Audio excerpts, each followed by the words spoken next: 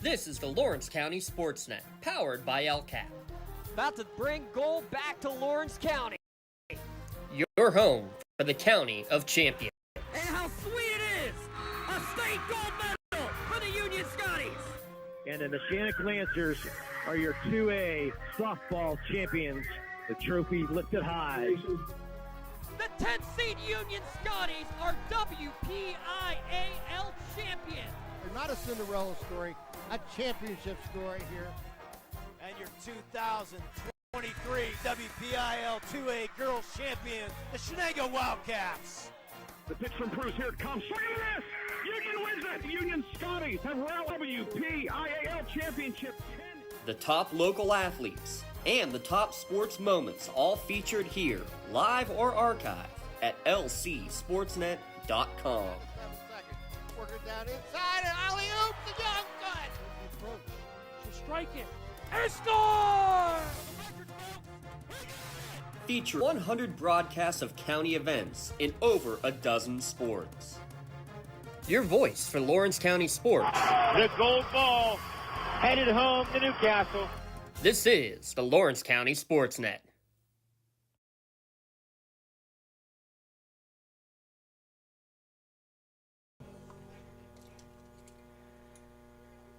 Coming to you live from Sanders Field at Ewing Park for WPIAL baseball action here on the Lawrence County Sportsnet and on ECS. Well, simulcast action, and why not for the biggest game of the year in the baseball season, a win and you're in game in Section 1 of Class 3A. Shenango taking on Ellwood City. Alongside Mr. Brad Winhurst and Lee Moan, I'm James Dotson here for the fun, and by fun we mean a nice quick game. That's what we had yesterday, right, Brad? That's wishful thinking right there. You said it there, James Dotson for Lawrence County Sports Network. We do appreciate you guys joining up with us. A beautiful day. A couple, we won't mention what kind of clouds are out there, but there are a couple partly cloudy clouds. But right now the sun is shining, and we're about 5 to 10 minutes away from getting this one underway. Hopefully we don't have one as long as yesterday. We got dinner waiting at home ready to go, but I think we have the leftovers plate ready to go in the refrigerator just in case this one goes late evening. Well, we got leftovers from yesterday. We were absolutely fine with that because of a 13-inning marathon game between Ellwood City and Shenango. Lee Moan was on the call for that one yesterday. And Lee, we'll get it out of the way right now. We expect a really long game today. The joke was yesterday in the second inning. Well, we just wrapped up the post game just now. Oh, you're right. We just drove down here for today's game for the start. Just able to arrive here. But yeah, it was a really tough day for baseball because the wind was blowing directly in, at least what we could tell. No fly balls that are going to hit deep yesterday, so a lot of lazy fly balls and not a lot of line drives, so that caused for the long game. But Ellwood City finally able to pull things out in the 13th inning. And I thought yesterday was the win in your end game. If it was Shenango, Yes. it would have been a win in your end game. But now it's completely a win in your end game now, Tuff. So one of these two schools or season, unfortunately, is going to come to an end here today. And it's a shame for Shenango to lose on senior day, but that's the way things go sometimes. So now we'll see what pitching is left here on both, because both schools used 3 of their top pitchers yesterday. So we'll see what they have here today. Yeah, Ellwood City used 3 pitchers, starting with Will Nardone, Aaron Lake, and then closing out with Nate Kennedy, who actually had the suicide squeeze for insurance as well there in that 13th inning. They will go with Owen Andrews, who has been mainly as a closer, a couple saves on the year for the junior Owen Andrews. Shenango, on the other hand, they're going with senior Jason Malley, as they were without 2 of their pitchers after the Joe Campoli came in of relief of Jimmy Rowe.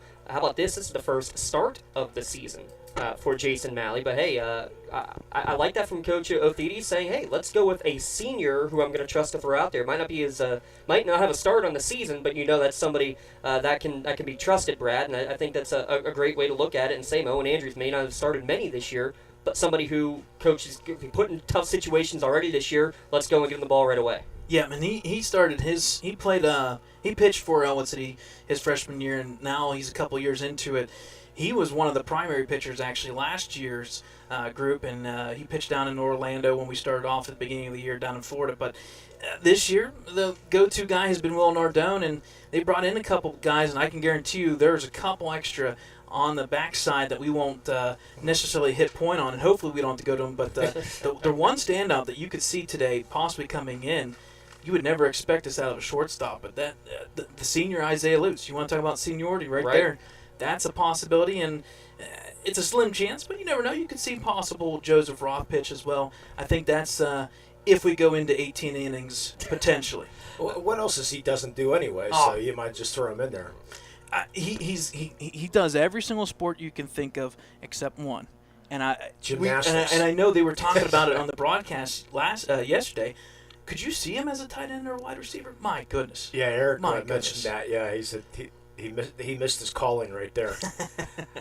I like that you brought up the possibility of Isaiah Lutz, because he did start in the game against Union in a non-section contest, so he's got a little experience. And again, just a senior competitor. That's really all you're looking for either one of these teams. Lee, let me ask you on the other end.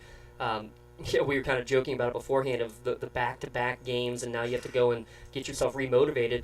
Let's just flash back a week ago where Shenango lost an extra innings game to Mohawk, had to come back the next day, and only got 2 hits in 7 innings. We expect to see a lot more hits than that today, but what's got to be the mentality going through that Shenango dugout right now? Mentality is just winning your end. I mean, you have to just throw out yesterday. Yesterday didn't even happen, so this is one game.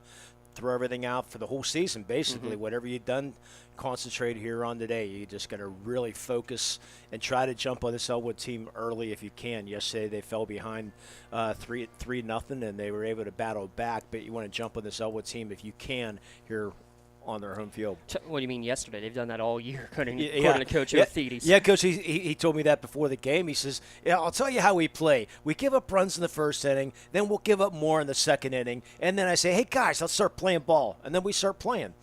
They can't do that. They didn't at least they waited to the 3rd or 4th inning yesterday, so they waited a couple innings, but today they get to really jump out if they can. And now let me throw it over to Brad on the other side of things. Ellwood needed to win 2 games. You got the first one. Can't win 2 until you win the first. And basically you won. You played 2 games technically yesterday to win that one, but how long do you allow yourself to celebrate last night before you get going and get ready for today's contest, where it is winning you're in for both teams? Well, I tell you what, it was short-lived. It was a little trip back down Route 65, a little journey. They went to the hot dog shop, got some hot dogs for dinner, and then that was it. Book, you go home, book it. You know the tickets tomorrow. They turn around. I can guarantee you they were at this field a little bit earlier today to get some warm-up and ready to go. And I know we talked about it the past couple of games, and you guys nailed it on point yesterday. This team had an 8-7 loss to Hopewell.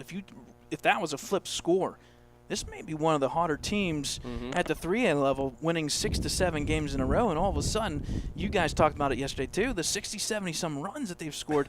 Now, granted, the competitions have been a little bit different, but it's nice to see that repetition. The bats get hitting and you get contact, and all of a sudden it translates to a 6-3, 13-inning game. Umpires meeting with the captains here at home plate. Give them a shout out right now. Rick Gabriel and Dave Craycraft, a couple of veteran officials here from Lawrence County as we get ready for today's contest. We're going to have a national anthem here. We will have a national anthem. So we will pause for a moment and pay honor to our country. Here comes your national anthem here at Ewing Park, Sanders Field. Ladies and gentlemen, please rise.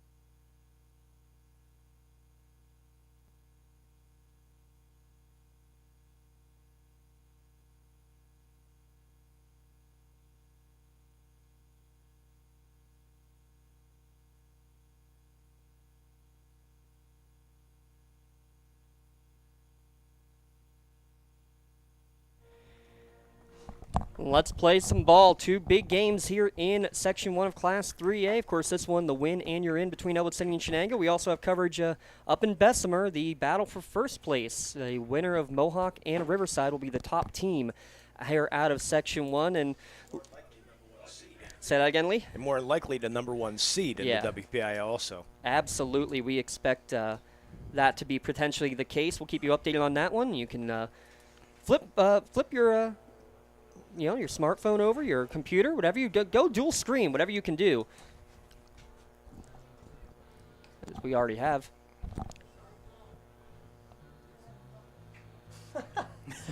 Ricky Gabriel already having fun. Catch you out there without the cup there, Brad. Oops. That's a mistake. I don't want to talk about jitters, but it's a good thing we don't go 13 innings again for that one. Yes. Well, on that happy note, let's take a look at today's starting lineups here. We'll start with the batting order here for the Shenango Wildcats. There you see it on your screen. Senior Benny Santangelo, Sam Patton, Grayson Hooks at the top of that order. Malley, Campoli, Ross, Anderock, Graham, and Rowe. The starting 9. The big power, obviously, they're in the middle of the order. Hooks and Malley each with 16 RBI, but Grayson Hooks hitting over 500 on the season, one of the top averages in all of Lawrence County.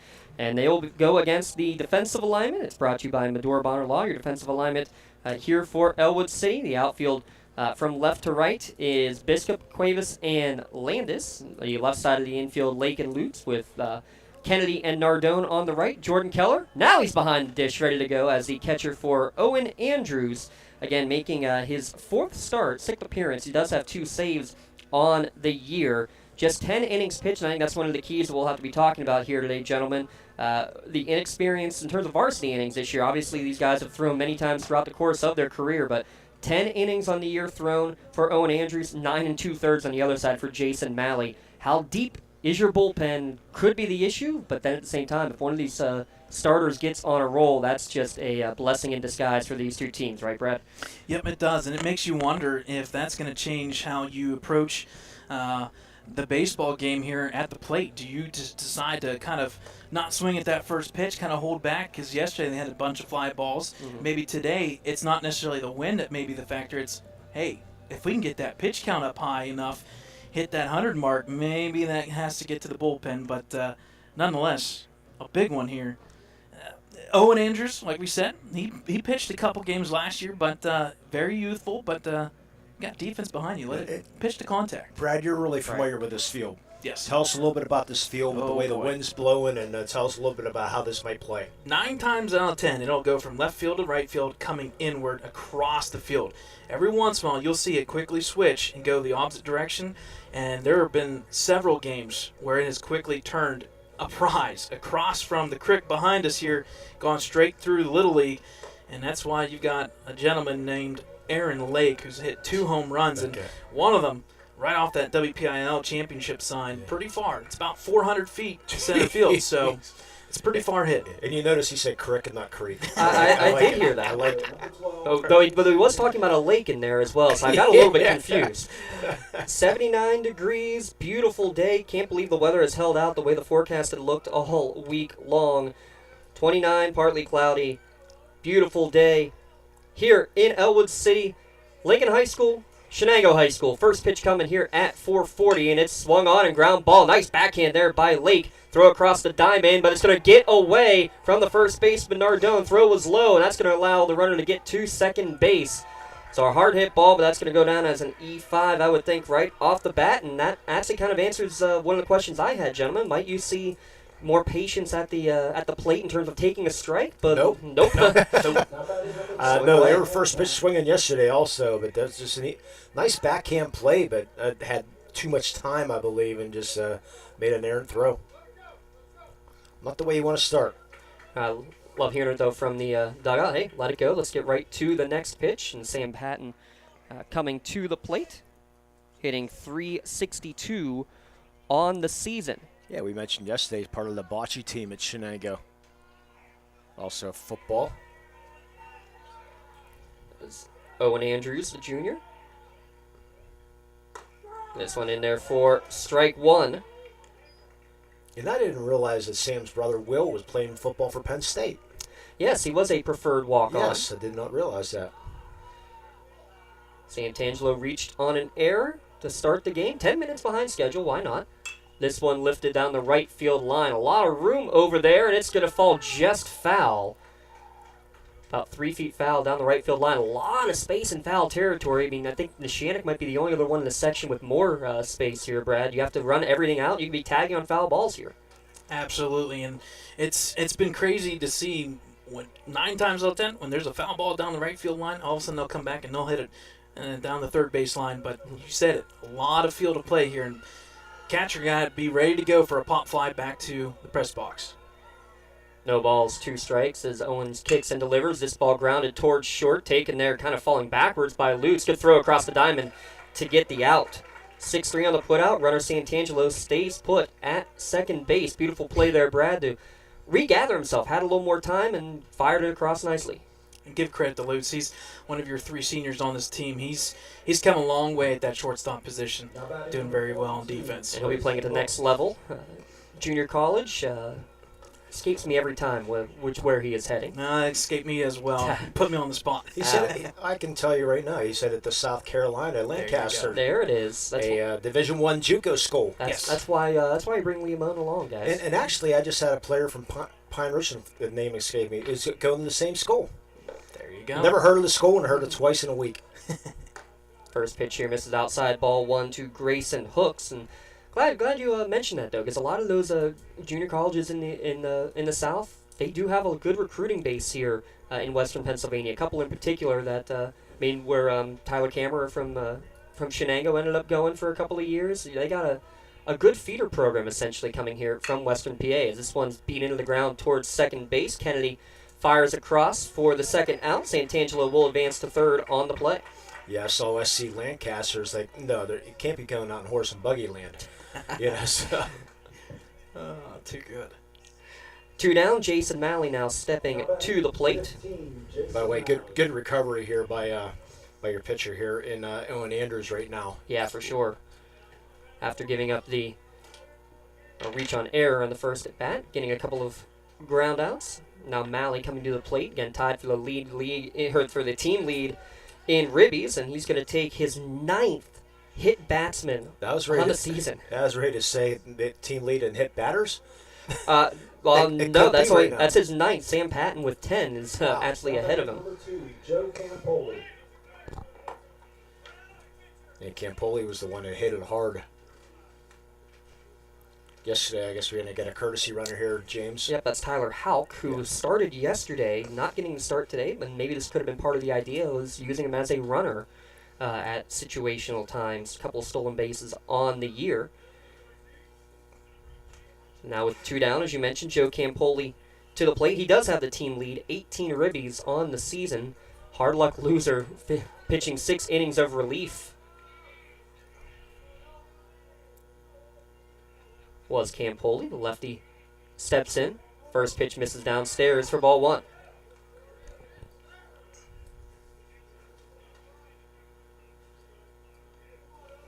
We're told 320 down the lines, 375 to center field, but no more lights here at Sanders Field.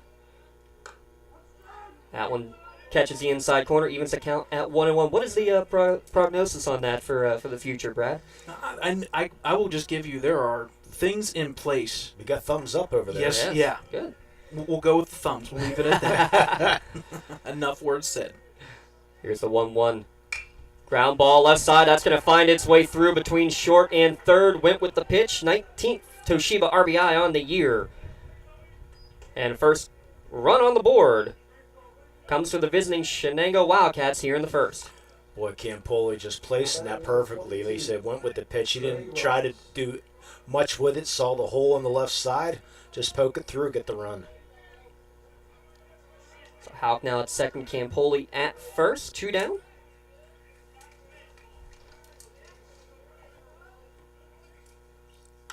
And this one's popped up on the left side. It'll go out of play towards the turfed football field. Nice to see the turf in after its first full season. This is Trey Ross batting here. He fouls this one back to the screen. Count now 0-2. That was the only big change, or one of the 2 changes, I should say. Ross and Anorak flip-flop from 6th and 7th spot in the order, and DJ Graham hitting 8th today instead of Tyler Hauk. Ross now facing an 0-2 count here with 2 down. Another one foul back to the screen. Count remains 0-2. And Lee, how big is it, though, as the visiting team, to get that first run on the board here today? Mr. Confidence, you gotta love it. You know, jump on him early. I said that early. You gotta try to sneak another run in if you can here. You're gonna need a lot of runs here, I think, today.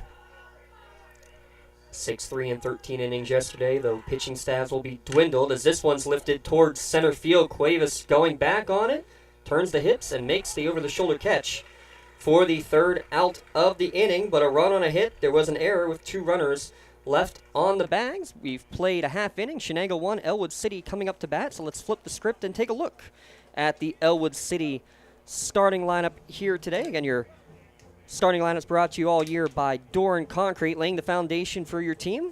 Don't let anybody lay down the foundation for your home or business. Visit doranconcrete.com for your free estimate today.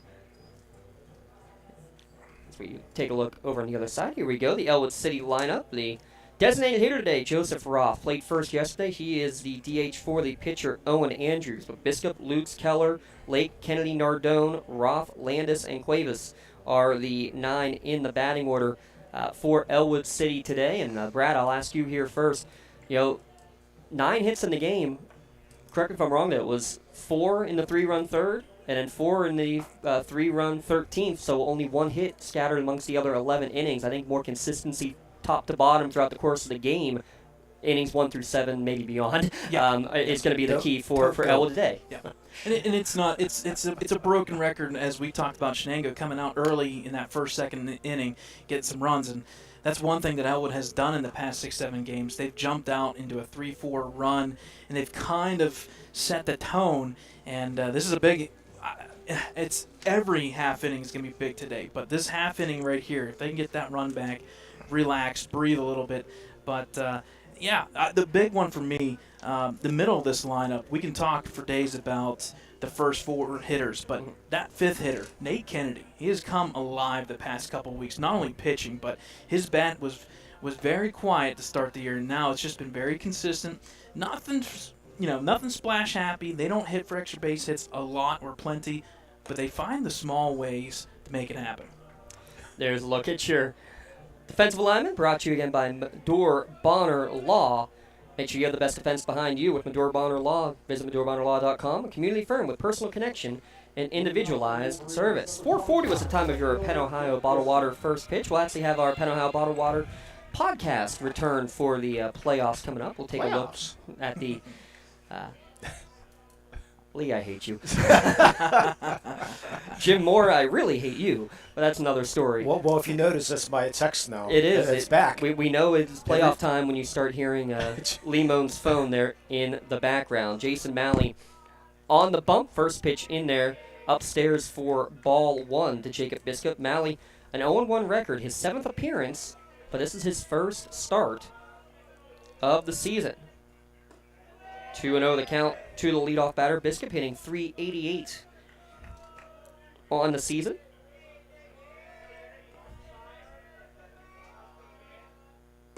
Make it a 3-0, so in the hole early is the Shenango senior right-hander. Got a nice Ellwood City student section off to our left in the stands behind that Ellwood City. A 4-pitch walk to begin the game. Drawn by Biscuit, so each team gets the leadoff man on base. Shenango with 1 unearned run in the top of the first. And now Isaiah Lutz coming to the plate.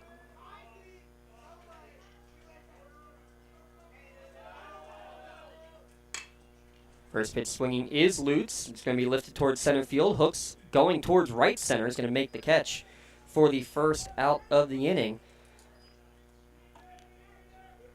Brad, as a coach, I mean, 4-pitch walk to start the game. Are you someone who'd be wanting to give the handcuffs and make him take there, or are you okay with find a good pitch and swing at it? Well, we said it. The top 4 batters, it's insane how the contact, and Isaiah Lutz has been pretty good. But I tell you what, Biscup there, the hits batsman and the walks that he has been taking has been ridiculous. His OBP's somewhere in the ballpark of 550 or something up there. Yeah, so. We talked about the hit batsman on the Shenango side. You're right, 11 hit batsmen for Biscup on the season. That's 38, I think, for Ellwood. 31 on the other side total for Shenango. So both these teams, batters not afraid to take it if they need it. That one's foul back to the screen. Count now 0-2. We'll try to keep you updated. It's in the top of the second inning. Up in Bessemer, scoreless in that championship game, essentially. Section championship tilt between the Panthers and the Warriors. 0-2 the count. Misses downstairs. Count now 1-2 to Jordan Keller, 294 hitter, but he had the big hit yesterday, Lee. He sure did. He had the game-winning RBI and the shirt. Yes, the MVP he had the Mele Chiropractic Play of the Game Awards. This one's lifted towards right field, caught right on the foul line. Great play, DJ Graham, getting the start today. Out in right field, makes the catch just in foul territory for the second out. Now batting for Ellwood, number 3, Aaron Lake. I'm a fan of our umpire already. Because he nice loud signal, hands are up, because I'm screened. I can't see the right field line, so I can watch the umpire, know that it's caught. That's Rick Gabriel out there. I don't know, are we allowed to say that about Rick? Are we allowed to say he's doing a good job? We love Rick Gabriel, one of our great friends here at the network. Well, we're screened down in North Allegheny in the softball field, and the right, looking at the umpire, we had no clue what was going on. Keller was 16. Until you saw the runner going around first base. Like, right. Okay, it dropped. That's what happened. Yeah. As Malley steps off the rubber here. Keller, 16 RBIs. Lake with 18 RBIs. These two have been the workhorses all year in the middle of the lineup and looking to cash in with 2 down here, Brad. Yep, he swings for power. Lake will either get on base with the long ball or he's headed to the dugout with a strikeout. It's one of those two. This one just under it, lifted on the right side of the infield. Trey Ross, the second baseman, will make the catch on the edge of the grass for the third out of the inning. So the leadoff walk, but 3 straight flyouts to end the inning. Shenango leads 1-0 at the end of the first inning. We'll step aside, be back in a moment here on the Lawrence County Sportsnet and on ECS.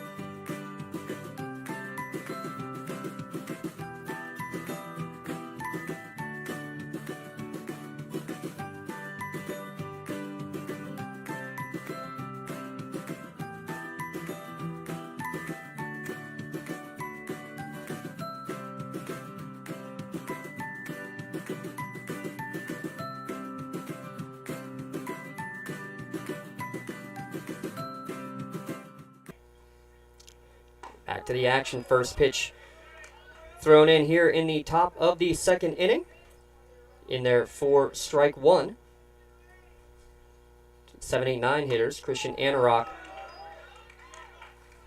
Strike one, strike two, just like that, working quickly. Is Owen Andrews. Gave up the unearned run there in the top of the first inning. Trailing 1-0 is Ellwood City as this one is popped back and out of play. Count remains 0-2. Anorak coming in. 214 hitter with 12 ribbies on the season.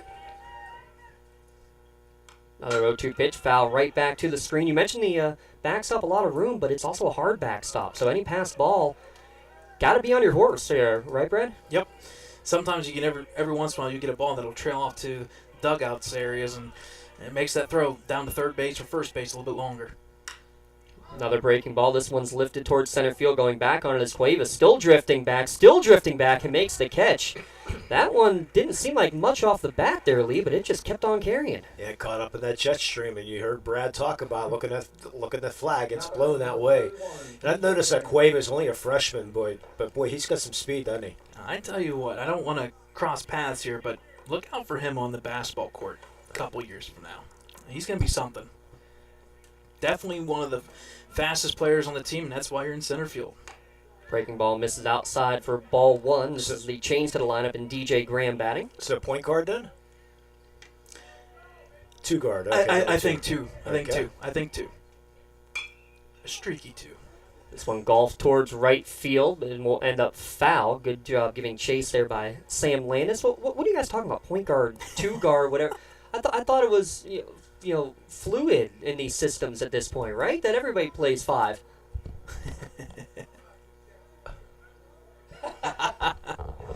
Rick Gabriel saying, I'm gonna have to go and eject Jordan Keller. He ran me over there as he went to go get for that foul ball. I just gave him a compliment too. How about this? Ricky Gabriel was the base umpire when I played in high school. What, 50 years ago? Yeah, something like that. This one misses upstairs, 2-1 to count. Yeah, he actually volunteered when we got to go and play at PNC Park for a game. The game had to be canceled, our normal opponent, because they had to make up a section game on that day. How upsetting must that have been? As this one's chopped up the middle and hits right off the lip to get past Lutz at the last second. Good range, but just out of reach. Graham will get on with the single. But to finish the story, guys, because of that, we got to play a red-gray game, a Neshannock inter-squad, essentially, which was a lot of fun for us, but didn't have umpires because it wasn't a game. He volunteered his time to come down and be the umpire for that contest. And a lot of well, why wouldn't he at PNC Park? You're not going to volunteer your time at Ellwood City High School or Shenango High School or anything. You're going to PNC Park, yeah. Absolutely. I'll volunteer my time. First pitch to Jimmy Rowe in there for strike one. The 9 batter, the starting pitcher yesterday. 7 innings and a no decision. Don't get to say that one very often. Here with 1 down. This one way outside. Good job by Keller getting out of that stance. In and out of the catcher's position over the course of this year, Brad. Yeah, every once in a while he'll slide to second base, and Ryan Widmeyer's your secondary catcher there, and he usually plays right field, but unfortunately Widmeyer, he's got a little bit of an issue as well. He injured a couple days ago, so we go back to the primary positions. 2-1 now the count. Yeah, Widmeyer in and out of the lineup over the course of the year. Joseph Roth in and out of the lineup.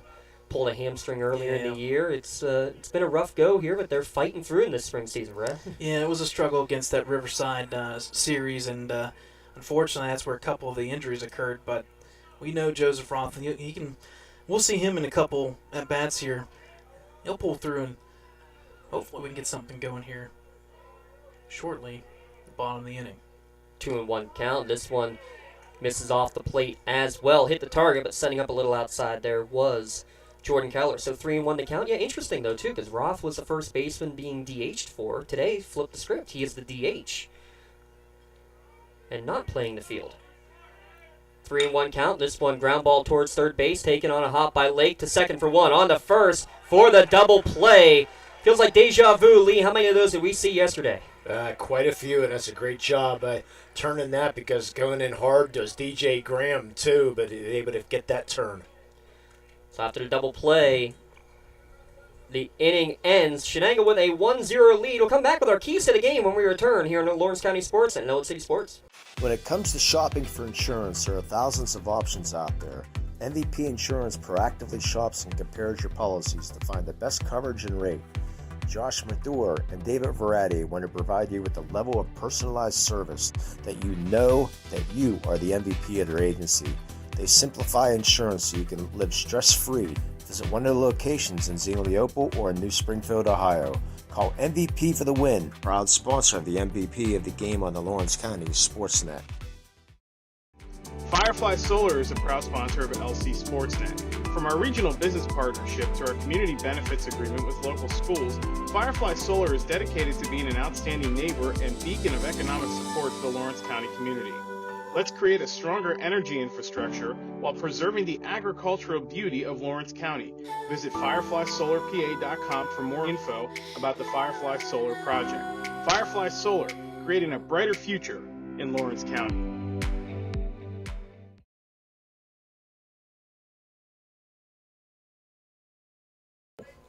That's something you're going to hit on. We're going to hit it right now. We got the keys to the game. We're just talking off the air about some of the keys to the game. Brad, basically say the same thing you just said, please. Yeah, for Ellwood City-wise, it's defense, 101.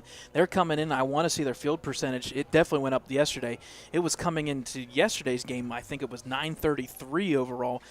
They have limited the errors that hurt them last year's squad. And with Owen Andrews being as young as he is, he needs to realize, hey, throw to contact. I got defense behind me, and that was a big double play turned there by Aaron Lake into Kennedy, and then Nardone stretching there at first.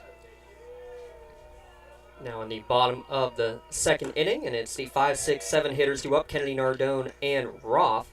And there is the aforementioned Nate Kennedy, who has been swinging a hot bat. All singles on the year, though. No extra base hits for the sophomore. Count even now at 1-1. Here in the bottom of the second inning, those were your works in progress keys to the game, as this one's fouled back to the screen. And one of the other things we kind of alluded to earlier, Lee, wanted to mention as well, both these teams playing 7 innings. For Shenango, it's in terms of, starting strong. They've got the lead for maybe, I'm sure Coach O'Davies will say the first time they've had it all year to start a game. On the other side for Ellwood City, they had 4 hits in the 3rd inning, 4 hits in the 13th inning, and only 1 the rest of the game. They need to be more consistent, I think, throughout the course of a 7-inning game. This 1-2 is off the end of the bat towards second base. Good job to play with the English over there by Trey Ross. Gets the out at first. 4-3 on the putout for the first out of the inning. And Shenango left 12 runners on base yesterday, too, so they got to try to get those runners in here today, too. And now we're going to have a talk with our pitcher here, with our veteran umpire. Must have went out and told him a little joke. I will say this, Rick Abero's been doing this for a long time, but it's always cracking a smile, always keeping it loose out there, which is nice as a young player to be able to enjoy that and not take a breath every once in a while. And the umpire controlling the game, but also controlling the emotions. Well done. As Will Nardone to the plate, another guy, not the greatest batting average on the year, Brad, but drawn 10 walks on the season. He just finds a way to get on base throughout the course of this year. Yep, you nailed it. He's, I think, one, if not leading, he's second on the team in walks drawn. And, not the strongest bat, but we'll take the pitching on that trade-off. 2-1 to count. Yeah, Nardone was the starting pitcher yesterday, one of 3 Ellwood City arms used and are ineligible by the pitch count rule.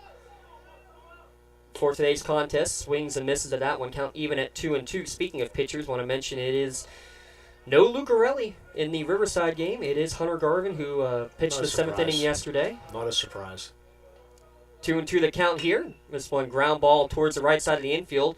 Tough hop. Ross able to hang with it though and get the out. He's got both ground out putouts. 2 up, 2 down here in the bottom of the second inning. And you like to see the ground outs for Shenango. You had 3 flyouts in that first inning. You like to see that ground ball coming down. Especially with the way the wind swirls around here.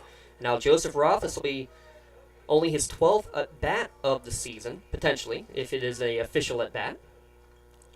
So throw out our golden nugget that we learned. It's time, Lee. Do it. Yeah, 52 points in his middle school championship game out of 53. He's first pitch swinging. This one's chopped. High chopper. Call it the Ewing Park chop there to shortstop, taken by Santangelo. And you're right, Lee, after 3 flyouts in the first, it's 3 groundouts in the second. 1, 2, 3. Go the Wolverines. We've played 2 complete. We'll be back in a moment. Third inning when we return. It's the Lawrence County Sportsnet and Ellwood City Sports. Castle Asphalt and Construction is driven to provide quality, cost-efficient pavement-related services to Western Pennsylvania. Every paving or construction service at Castle Asphalt begins with a thorough site inspection of the area to allow their team of professionals to become familiar with the unique conditions of your home or business. Once the site inspection is complete, Castle Asphalt provides you with a detailed plan of the design, cost, materials, and time of completion, so you know exactly what to expect during your construction. Visit castleasphalt.com to request a quote for your next project and make your dream design come to fruition. Does your blueprint not match the vision of your building project? Not with Creative Edge Architecture. From concept to creation, Jeff Measle will help tackle the complex problems, creating design solutions and construction experience. Creative Edge gives you the edge design and construction meet. For more than 120 years, people have relied on Martindale Hubbell's preeminent rating to select their attorneys. If you've been involved in an automobile accident, you should do the same. At LGKG, we have been preeminently rated for over 40 years.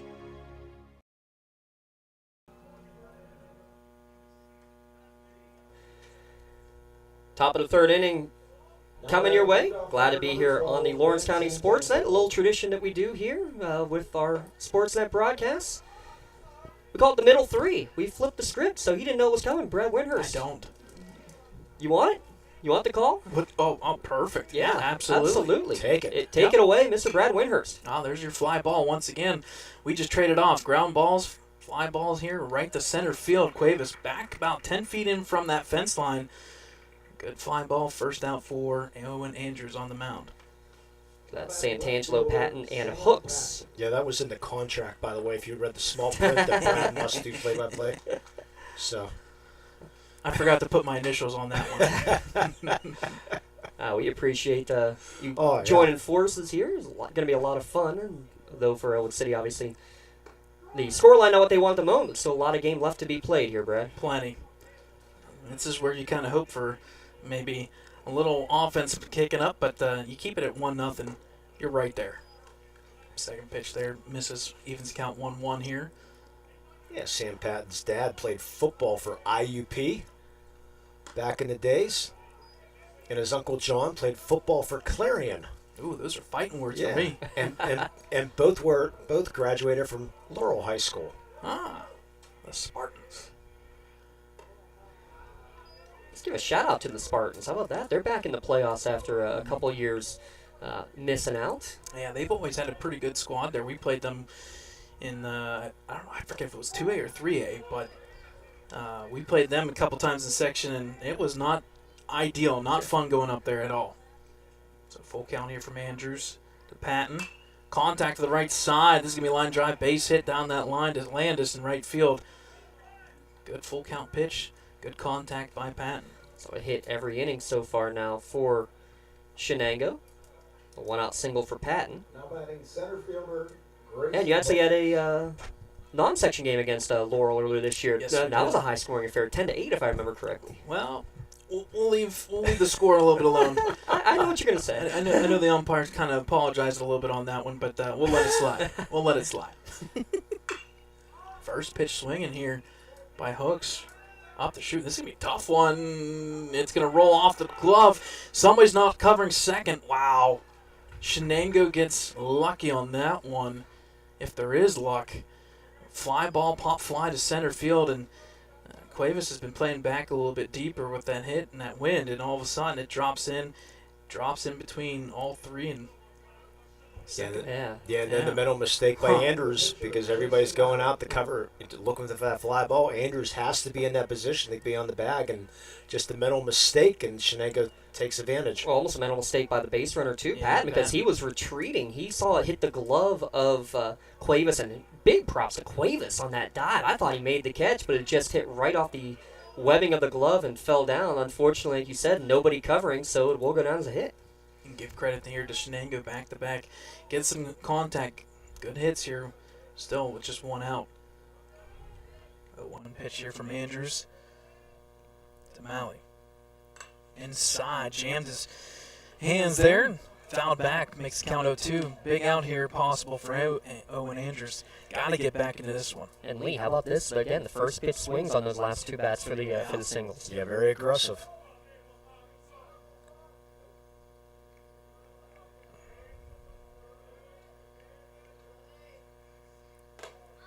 Just up high, misses there, makes the count 1-2. Yeah, Jason Malley not going to be going too far to continue his college career off the Penn State Shenango. Yeah, one Shenango to another. Yeah. It'll be just finished the first year of that program with the Shenango Lions. A very Lawrence County-centric program there. Pitch misses outside again. Until they get established, too. Yeah, well, with that in mind, too, if I'm not mistaken, I believe Shenango's former coach, Larry Kelly, is one of the assistants with that squad. You knew he couldn't give it up. You kidding me? He's still playing on the weekends. Yeah, probably the 69-year-old shortstop. So pitch misses outside once again, back-to-back outside, makes the count 3-2. This is danger territory here for Andrews on the mound. Yeah, I missed talking to Coach Kelly. There's 3-2 pitch. Outside again, it's 3 straight, and that's going to load the bases with runners. That'll bring up number 2. That's Campoli, and we'll see what he can do after yesterday's gem. Yeah, I like this, though. Take your time now for your trip to the mound. Brought to you by Right on Cue. Yeah. Brought to you by Luxembourg, Arbor, Kelly, and George. Keeping promises now for over 90 years. Remind you, while we have the moment, coming up after the game, we will have our MVP Insurance MVP of the Game award, as well as our Melee Chiropractic Play of the Game. Gentlemen, while we have a moment, let's talk about Class 3A in the playoffs. Playoffs? I was waiting for it. Come on, I set you up for it. I know you did. I was figuring. Mohawk, Riverside, and Shenango have all clinched in this section. The winner of this game gets the 4th spot. In Section 2, South Allegheny, Avonworth, South Park, Keystone Oaks, they're all playoff bound. In the Section 3, Valley, Burrell, and Shadyside have clinched. The winner today from Freeport and East Allegheny gets the number 4 bid. And then the Section 4, Mount Pleasant, Waynesburg, Greensburg, Salem, and McGuffey have all clinched. If York wins today, they I believe they need a win and help, but they would be the 5th team. So we have the potential for a play-in game in the playoffs for Class 3A. And those brackets coming out, Lee? Friday, I believe so. Yeah, I believe you're right. Yeah, softball might. I thought Friday also for softball, but I could be wrong. We're getting Brad shaking his head, yes. And it's usually at a weird time. It's usually like 2 o'clock, 3 o'clock. Well, yeah. Yeah, we'll see. Well, maybe we'll get Don Rebel on the hook and we'll see exactly what the plan is. I can text them in between innings during our melee minute. So here's Campoli, first pitch, right down the middle, cold strike. It kind of bows his head of like, should have swung at that one. Might be the best pitch you see. The corner's in, playing for double play. As they should.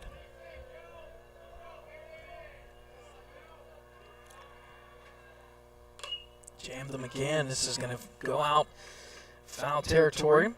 Hit the blacktop here, the road right beside the baseball park.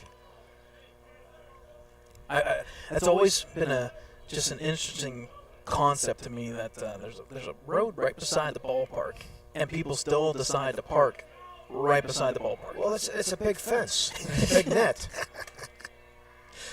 Every week, there was one game last year. The number of vehicles and the shed down here, the building for storage, how many times it got hit in that one game? It was like 6-7 times. I've learned my lesson over the years. Sometimes it's okay to park far away. 1-2 pitch here. Contact to the right side. It's going to be a tough play off the glove of Kennedy, and that's going to plate the run. So it's going to be, unfortunately, I think he had an opportunity to make that one there, so it would be an E on the second baseman, Kennedy. Yeah, and I will give a little credit to that error to the lip. I think that ball in the second hop with a little bit of spin, I think it hit right off the lip between the grass and the dirt. Didn't help it, but unfortunately, yes, that is going to be an E4. And here's one where I have trouble because it's an error. You shouldn't be able to give an RBI, but that run was going to score no matter what. I have a tough time technically not giving an RBI. Yep. So, bases are still loaded. That's going to bring up Tyler Ross here. Or, sorry, Trey Ross, my apologies. He fouls that first one off. Yeah, the grass in this infield cut a little bit shorter this time around. Notorious for Sanders Field to have some really neat hops off the grass, let alone bunting.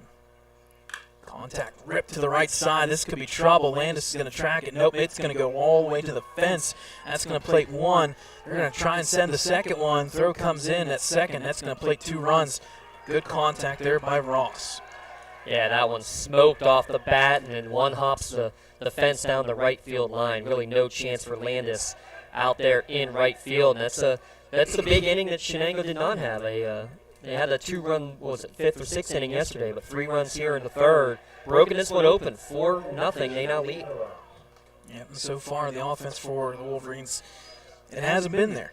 So these runs are, it almost feels like double at times. And I thought maybe the infield might play in this situation, but they're going to concede the run and try to get this out. First pitch swing right in the wheelhouse here at the press box. But the plate is Anarok. Are you not impressed, Limo? I'm impressed by everybody. Nobody flinched. You know why? Because it wouldn't have hit us. It would have gone right between Brad and myself. You know what? I'm sitting here. This is the first time this window was open. I just now realized that middle window's open. That could have been dangerous. When he files this one back, now you both got to react. Yeah, there's a little hole in that. Oh, there's 2 of them on the corners. Thank goodness they're over in the corners. I'm looking at this big one right at eye level. Thumbs up on that. That's being worked on as well. Yes. Don't worry about that. 1-1 count. Fouled off to the right side, so we had one to the left and now to the right. I have a nice hard window in front of me, so. Speaking of cars, just saw Van get hit right next to the Shenango bus. There you go on that foul ball. So right on cue. All right. We'll give credit to this Sanders Field here. It's one of the oldest WPIL, and it hasn't changed much. Not much. Time granted. And one of my favorite factoids, the lights that are over at the Little League field used to be here at Sanders Field, but where were they before that? I wonder. Does Limo know? I believe the football field? No, it was not the football field. It was a much more important field. I know you told me that before. Well, you got me stumped now too, because I all thought right. It was a Forbes field. Oh, I do remember that one now. Man, you're bringing out articles from the past. That's a blast from the past right there. So where was it? Forbes Field. Forbes Field. Yep. Mm-hmm. I remember that now. Yes, the old Buccos field. And I know there's a website out there that will definitely have that article. Wow. What is it? www.ecbaseball.com.net. I know that. That's where I got the article from. A little bit of history there. So full count here with still 1 out. Jammed, but contact down that line. Usually, you get close to that third baseline, it's going to be a foul ball, as it is. So we'll reset here, 3-2 still. That was pitch number what officially there? We got officially 54 on Andrews right now. And you said it. One of these teams was going to come out aggressive, and either it was going to hurt them or prevail. And so far, Shenango's producing runs and getting that pitch count up on Andrews. First run scored in the Mohawk game. Bases loaded, nobody out. They bring in Bobby Fadden, and he walks in a run. Not a good look for Mohawk. Great look for nearby Riverside. So that pitch misses there, and once again, bases are loaded. And we're going to see, what is this, the 6th or 7th hitter now for Shenango in this inning. 8th. It is the 8th batter in the 8th one of the inning with 1 down. Might want to get that pitcher ready here for Ellwood. You'll find out real quick in your wheelhouse with bullpen right down the left field line here. And we have a courtesy runner there. Ziegler, number 4. Yep. He ran a couple times yesterday. It's your Castle Asphalt courtesy runner. Do the courteous thing for your potential clients. They may regret making the trip. Make sure your sidewalks, make sure your pavement is all up to date. Infield in the whole way around now. Yep, I was just going to say that, Lee. Everybody's in now. Okay. Big strike pitch there by Andrews. Oh, it took a lot off that off-speed pitch. Yes, he did. Tell you what, part of that though too. I mean, that could have been like an intentional walk. See if you can get him to chase with an open base now, and now you do have the force anywhere you want. That time a little bit up high. Of course, DJ had one of those hits though earlier. Yeah. 5 hits in the game, 3 in the inning right now for Shenango as Graham requests time. The game inside of the game. So I thought both batters, for both teams yesterday, did a great job of making sure they were not standing in that box too long. Swung at there in the third. That's going to make the count 1-2 in favor of Andrews. We couldn't stay too long in the box with Jimmy Rowe out there yesterday. I was in that dugout telling him, hey, listen, guys, whatever you got to do to slow it down. So 1-2 pitch here, 1 out, bases loaded. Contact back up the middle. This is going to be tough. It's going to be a drop, line drive, single. Oh, get past the glove of Cuevas in center field. That's going to plate another run. So that'll be a base hit single, and then unfortunately an error there on center field. That's going to plate 2 runs magically just like that. 5-0 Shenango. Yeah, so only 1 up RBI. Cuevas was going to come up throwing, but bad thing there is he forgot the ball. Good piece of hitting, though, for Graham. Didn't try to kill it, just got a piece of it, floated it out in that Bermuda's Triangle there in center field. And that's going to be the end here today. Throwing for Andrews, we will have a pitching change. And it is going to be Isaiah Lutz. We'll get you the full change. Let's step aside for a moment. This is a red zone pitching change here on Lawrence County Sports and ECS. When the high school season heats up, make sure you have the best gear to support your school. Head to the Red Zone on Wilmington Road in the Shenango for all your county sporting apparel needs. From sporting goods to custom apparel to embroidery and more, the Red Zone has it all. Quality gear for all 8 schools in the County of Champions.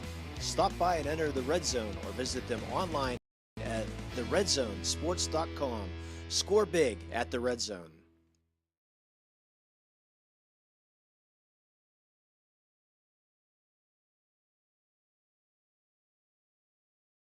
I love what I do because coming in every day is different.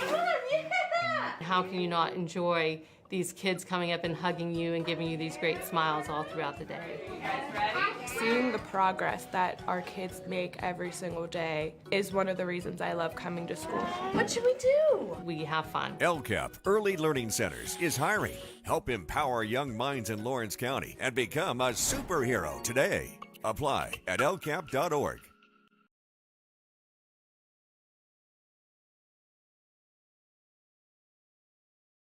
Looking for a unique way to expand your business? Advertise on the Lawrence County Sportsnet and be seen by thousands of viewers in the area and around the country on over 100 broadcasts each year.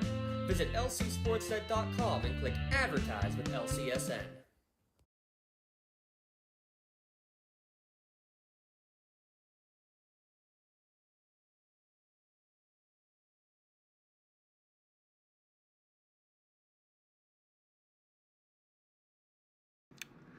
Here at Shenango, the teachers and staff love their Wildcats. In the classroom, or wearing the blue and gold, we have their back, and we wish the Cats the best this season. This video is brought to you by the Shenango Area Education Association.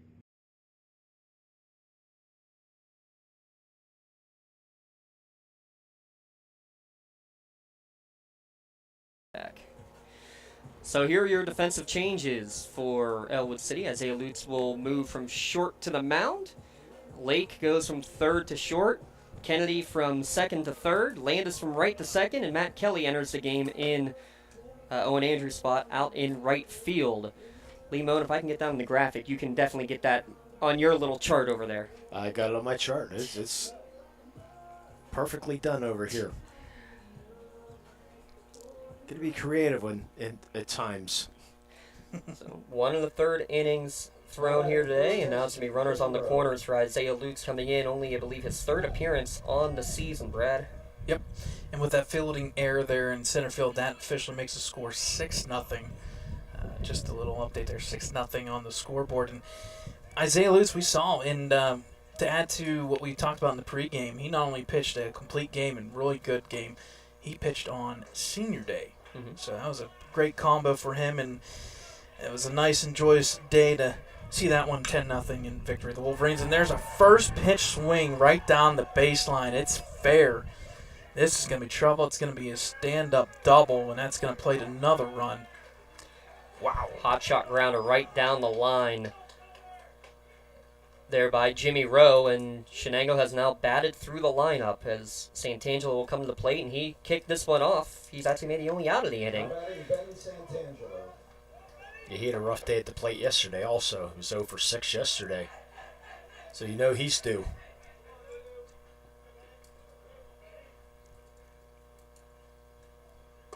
First pitch swing in there, miss. Makes count 0-1 for Santangelo. 6 runs in the inning now for the Cats. Jammed, but hit there. Good catch by the third baseman, Kennedy. Finally get her second out. Runners do not advance, and they get back quickly. Big out there for Ellwood City. Unfortunate for Santangelo is he's now 0 for 9 in the series and has both outs in here in this inning. But if he makes the playoffs, I'm sure he's not going to care. Yes. Exactly. That's much. Remind you, we'll have our Maley Minute coming up here between innings, and this one rides inside. And how about that? Sam Patton, we talked about it earlier. Maley getting hit for the 9th time. That's now 11 times Patton has been hit. Incredible.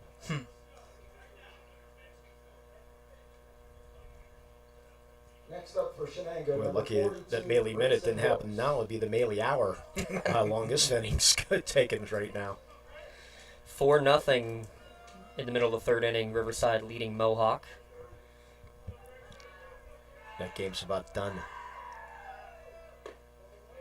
And the only reason I say that because Riverside, before yesterday's game, gave up 14 runs all year.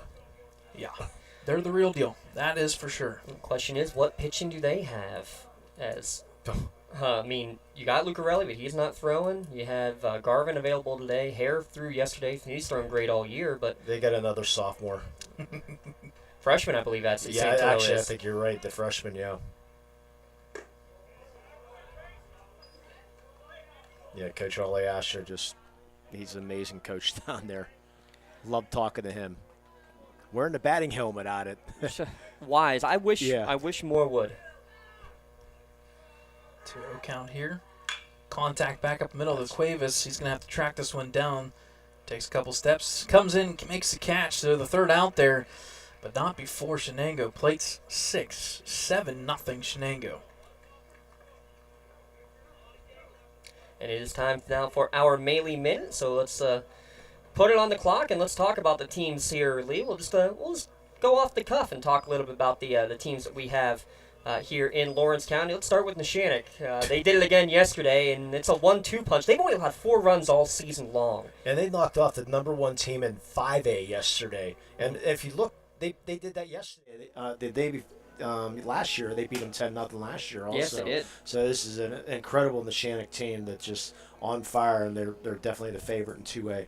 The Class 3, I believe Neshannock is playing Mohawk today. In softball, and that's one of the top teams in Class 3A, though they suffered just their 3rd loss of the year. Their losses have come to Laurel, Central Valley in the section finale, and Union yesterday. So that Mohawk team, strong batting team, but Union, they fought and came back in that win. Union trying to make it 3 straight. Yeah, Union's had a phenomenal year last year. They should be the #1 seed coming in for the playoffs coming in on Friday. You also have Ellwood City. 3 losses on the year, correct, Brad? Yep. 2 of them are to Mohawk. The other one in that Central Valley team. This section has been pretty tough all year long. That's a good hit Ellwood team, too. Yes, very good. And they got caught. It was senior night there against Central Valley, and they got caught there, unfortunately, taking that loss. And that Central Valley team, that's a streaky team. They got hot, and they actually, they went and defeated their Mohawk there to get that 8th win in section. So you don't want to play any team for that matter between those 3. But there's some youth, but there's also some strength in that experience between Nardone and Amber McQuistion's pitching there well for Ellwood City. So we'll have to see.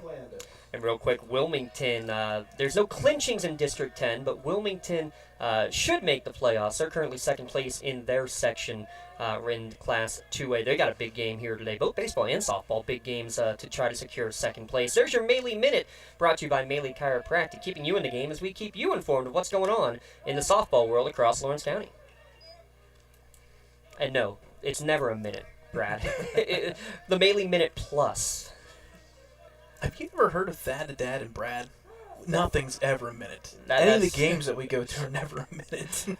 We're used to it by now. 1 minute post-game show, 5 hours later. Yeah. We've been there.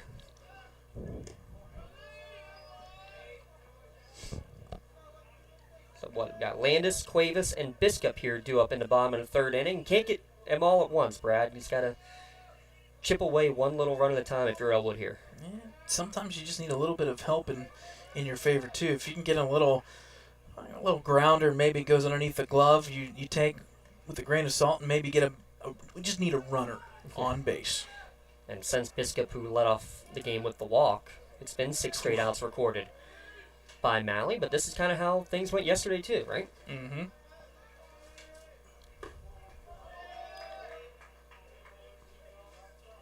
So now 2-2. Landis, 4 ribbies on the season. One of the 3 juniors. 2 seniors, 3 juniors, 4 sophomores, and a freshman. Yep, the one lone lefty on the team. Was battling here. Count full here in the bottom of the third inning. It's all you, Brad. Yep, 3-2 pitch coming from Malley.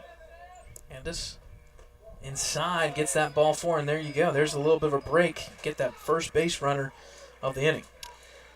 Maybe not Barney Rubble for Ellwood City. Maybe not Barney Rubble trouble for Mohawk. A 2-run home run for A.J. Verdi. It's now 4-2 in the third inning of that one.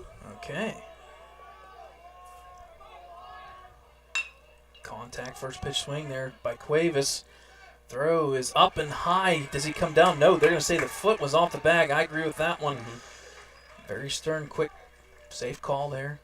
Yeah, Dave Craycraft all over it there, the base umpire, and that one, though it is an E6, that is all because of the speed coming out of the box of Cuevas, the freshman, forcing the quick throw. Santangelo knew he had to throw it quickly, Lee, and ends up going airmail on it. Yeah, it was a slow hit ball. Like you said, he had to do everything very, very quickly, but unfortunately the air ball, and now Ellwood City in business. Don't have to get them all back here in this inning. We talked about Jacob Biscup, and batting average coming in was .419 yesterday, and that OBP up over 550 range.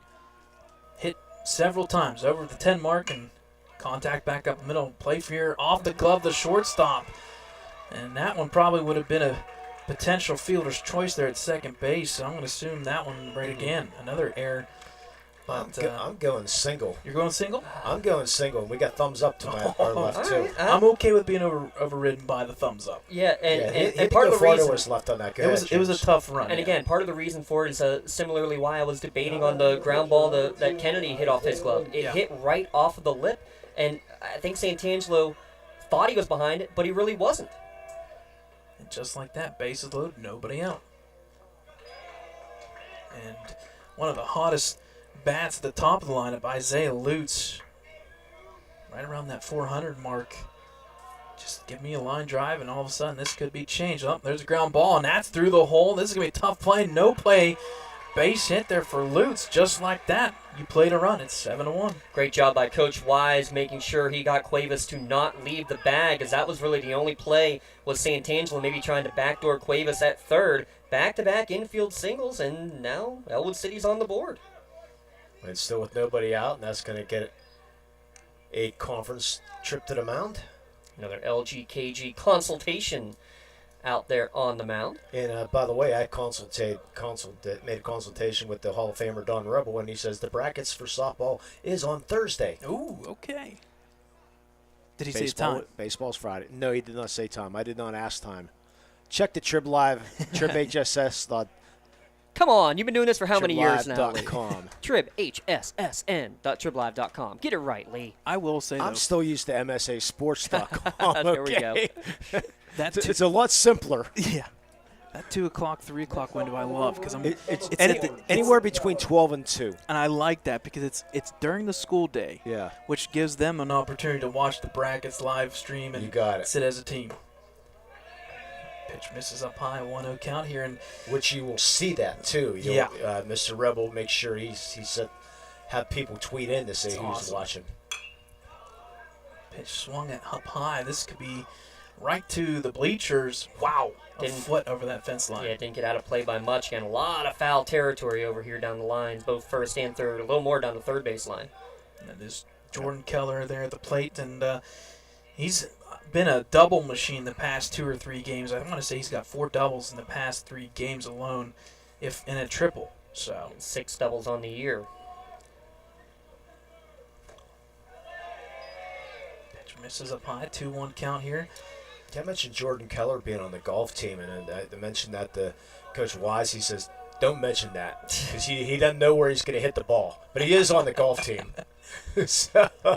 And he's by far their number 1, and he's done some really good stuff. And he's right around that 36, 39 range on most golf courses. Gentlemen, remind me which Ellwood City golfer it was that holed out from 140 yards or something on the last hole to qualify make the for playoffs. Oh, that's right. Mm-hmm.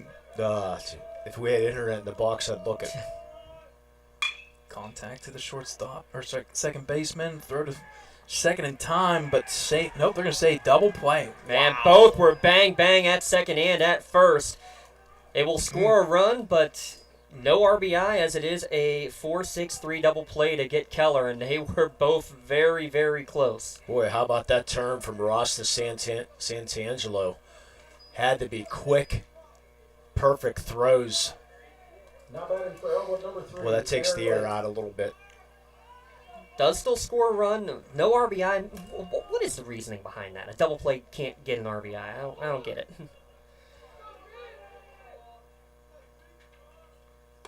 That's neither here nor there, then. Hey, I didn't make the rules. It is kind of confusing because if you don't go into the definition, runs, batted, in. That's what he did. Yeah. I totally agree.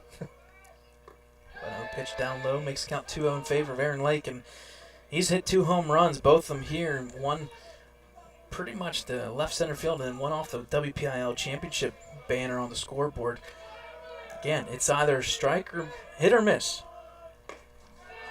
3-0, and you wonder if you can give him the green light now. It kind of feels like maybe Jason Malley being a little cautious with an empty base. 2 empty bases out there, really. Right now, if you're Lake, you just want to hit some green and get that 3rd run in. You can see the respect there, though. How about a 3-0 breaking ball?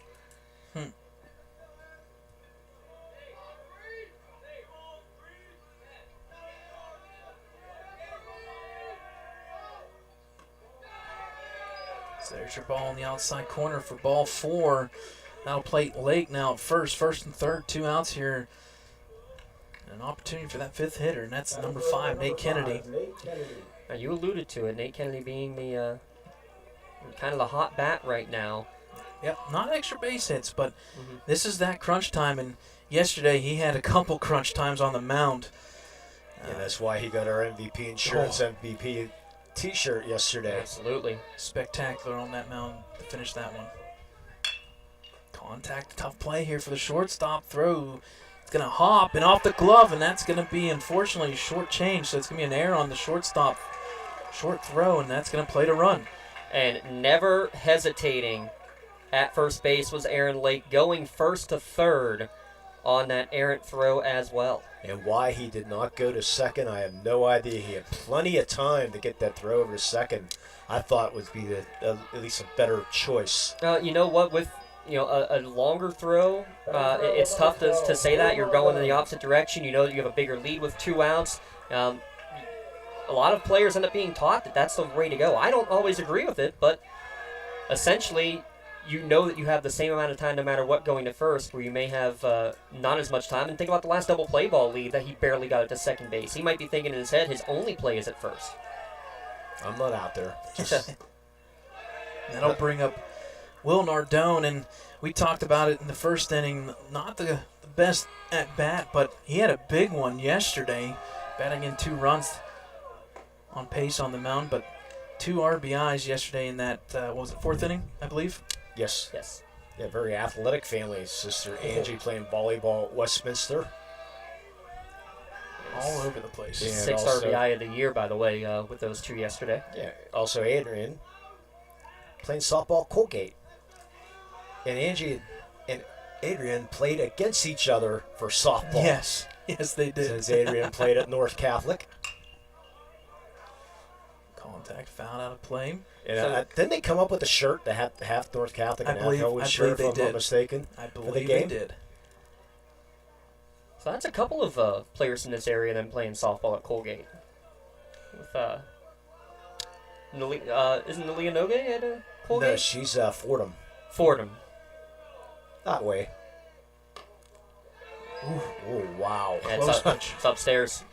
Tough to tell from our angle, but that's a breaking ball that crossed just above the letters. I agree with you, Jason. I thought it was strike. It's one as a pitcher I would want, I tell you that much. Yeah. Pitch inside, ball 4, and that was a frustration pitch there. Yes, it was. Gave a little bit of extra there, and now bases loaded again. And that paid. That unfortunately threw a little bit out of rhythm there. I think it was a little frustration pitch. Now Mr. Everything up.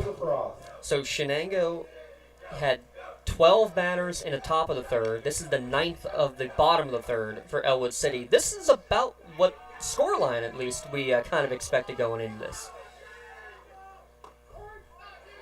First pitch drops in on the corner, called strike 1. At this rate, I don't think I'm going to be making the game. End of the game.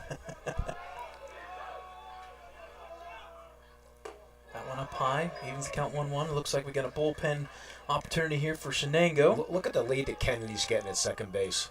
Yeah, there's a big gap Look right up the at middle. that go. Wow. And if I'm Joseph Roth, that window, that's if you get it right over the pitcher, that's going to be trouble. See if we can get a look here with the cameras. Working from the windup, you can get a huge secondary there at second base. Look how far his primary lead is already. And now he'll get even more. Good job to fight off another one there, though, by Roth. Count remains 1-2. 20 feet away from third base by the time Roth swings the bat. Ground ball in the infield might get him in. That's what you should be thinking, absolutely. Just staying alive here. Oh, just trickles down that first baseline foul. Hey, wow. Hey, huge props, Joe Campoli, not going and grabbing it, letting it go as far as it could to see if, with all that English off the end of the bat, if it would somehow magically roll back into fair territory. And you can see Roth definitely not 100% as he's running up that line. Boy, I almost want to stop him, try to pick off Kennedy at second base. I always wanted to pick off play as the center fielder to come running in, but contact back up the middle. It's going to hang up there long enough for center fielder. He will make the catch. So unfortunately, that'll stop the bleeding here a little bit on the Wolverines end. But they do score 3 to get in on the action. It's 7-3 now, Shenango. For 20 years, Melee Chiropractic has treated athletes of all ages to help them get safely back to the top of their game. Melee Chiropractic has 3 full-time doctors in their office, and all 3 are former area athletes who have had to battle injuries throughout their careers. They want to help you get safely back on your feet. But more importantly, help stop the injuries before they happen. Prehab before you rehab. Attention all high school student athletes. During your sports season, a $30 visit to the Melee Chiropractic office includes an adjustment and/or all therapy is necessary. From the athletes of tomorrow to the weekend warriors and everything in between. Let Melee Chiropractic keep you in the game. In workers' compensation, my clients are oftentimes not receiving their wage loss. They're not receiving their medical expenses. LGKG, they come to us so that we can put them in a position to pay their bills. If we're keeping our promises, our clients are getting the justice they deserve.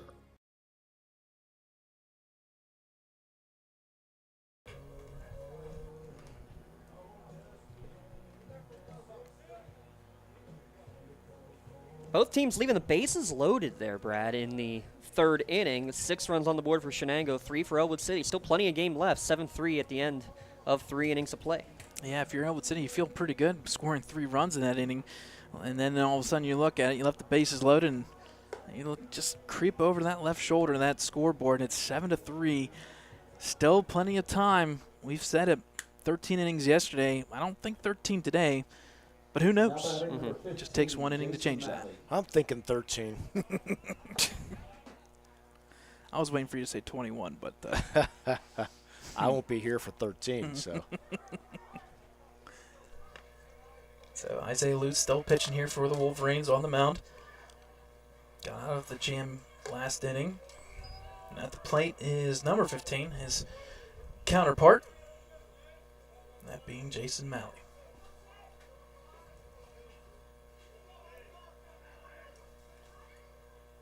Pitch inside. Has Malley get ahead now 2-0 on Lutz. Isaiah started his freshman year at the second base and shortstop. He rotated back between the two and kind of fitted right in at that shortstop position. And first time in 2.5 years that we've seen him pitch. And here we are. Biggest game of the season, still pitching. Yeah, you say Lutz in Ellwood City. You say Lutz. Slippery Rock. Yeah, Slippery Rock. You say Lutz and Butler. All over the place. Yeah.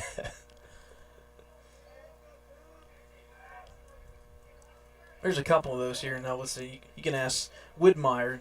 Some people say Widmere, Widmeyer. Yeah. We'll just call him Wid. I like it.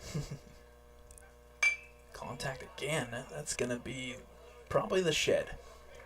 Yeah, sometimes you don't know about, the coach says one thing and your parent says another, and so you use the Landy Fratteri trick. You go to the player and say, how do you say your name? And that's what you go with. Lee, but that doesn't work when you go and ask one of my students a couple years ago, and she said, I don't care however you want to say it. Sidal, Sidal. How do you want it said? Right. And what'd she say? I don't care. Thanks, Emily. Pitch up high, swing and a miss.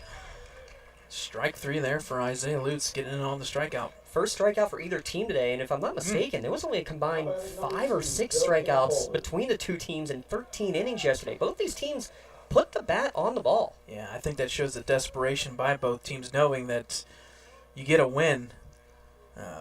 That goes a long way to getting that playoffs. And whoever gets one of these two teams in playoffs, good luck. It's going to be an interesting ride for 3A Section 1, that's for sure. Yeah, and you would expect each of these teams will be a double-digit seed for sure. Probably, a 12, 13, 14, but we'll find out on Friday.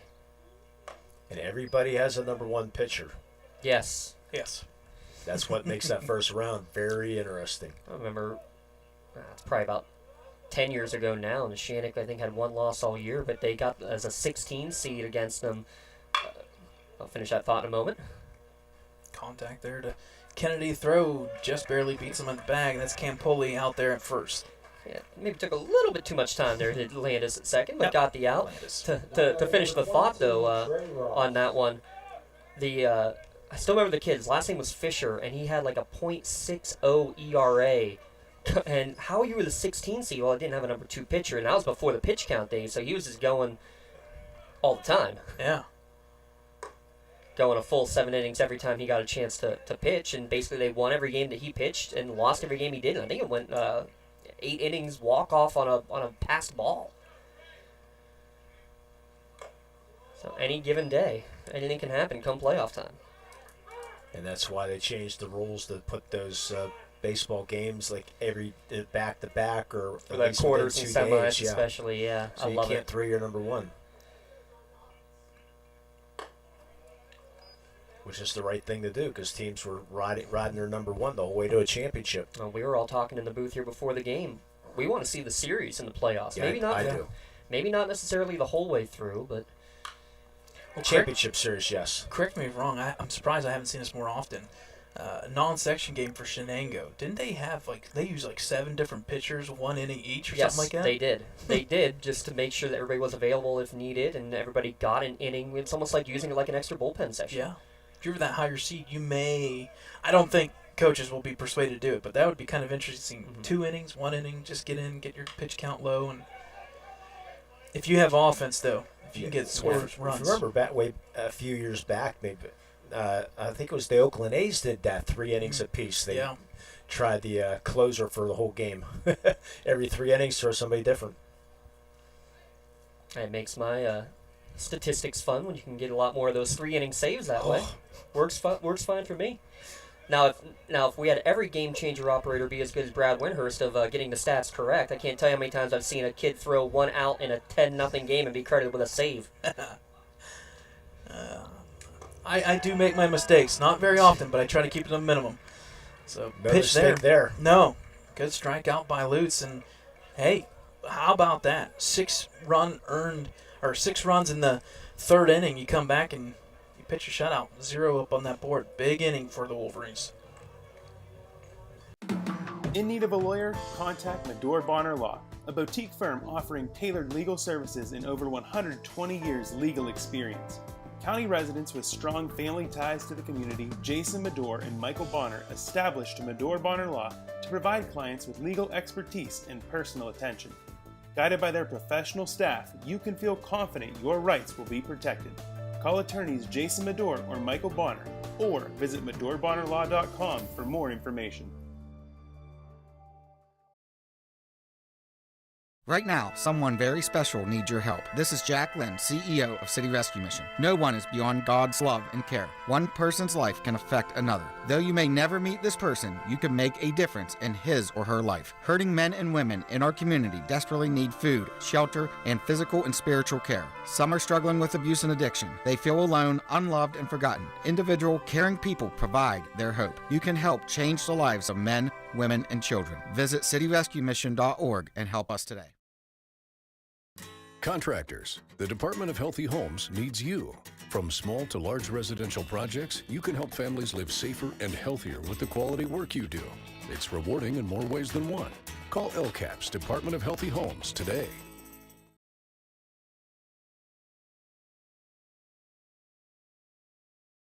So 7-3 your score here as we go to the bottom of the 4th inning. Let's get a quick out-of-town scoreboard brought to you by Washington...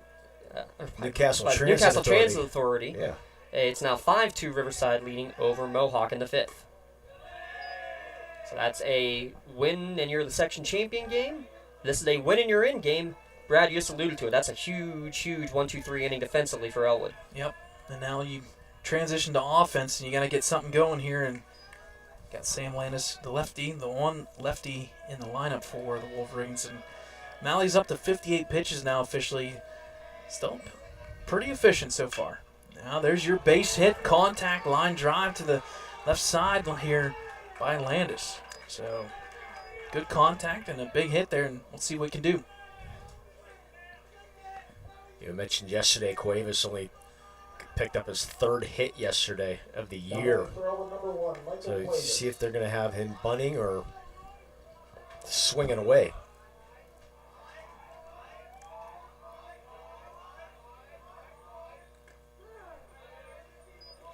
I think good at least.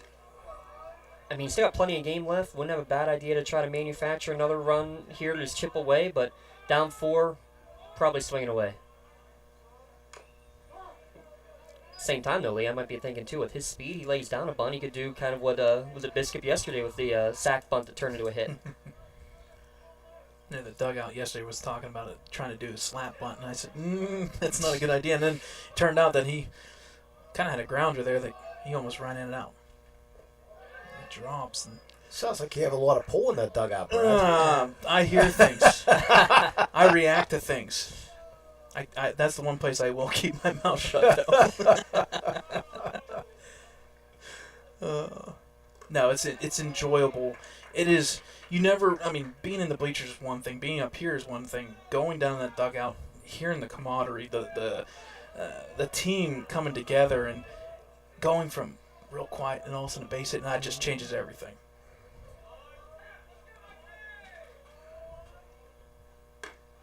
Pitch misses again, so full count. Boy, you don't want to lose him here. No, you don't. Not saying No, you don't want to turn that order over. Exactly. Nailed it. You nailed it. And plus put Cuevas on. Yep. Big opportunity for the Wolverines. Pitch misses outside again.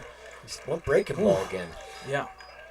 He's been throwing a lot of breaking pitches. And I'm not sure the 2-2 pitch, if it was a breaking ball, but he's been dropping down sidearm on his last couple, and that's what's led to, whether it's an intentional breaking ball or not, it's acting like a slider cutter. Correct.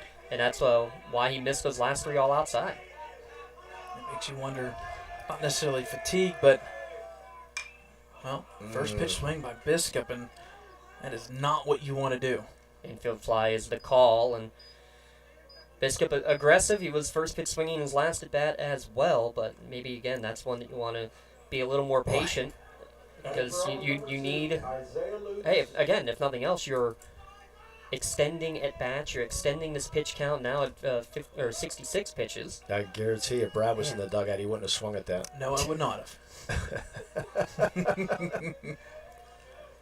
And it just seems different when a pitcher comes into that 5th and 6th inning versus that 1st, 2nd, or 3rd. Contact back up the middle. First pitch swinging again in the at bat. Nice catch there in center field by Grayson Hooks. And back-to-back pitches. That one was hit hard, but the old Adam bomb. Mm-hmm. And again, one of the other things you got to take into account, this is the 7th appearance for Malley on the year, and he came into this game throwing 9 2/3 innings. Even Lee Moan can do that math. We'll let the math teacher stay out of this one. While he's working on the abacus over there, we'll let you know. That's less than 2 innings per outing. Did he borrow that from Don Rimmel? Who borrowed it from me. No, yeah. Get that straight.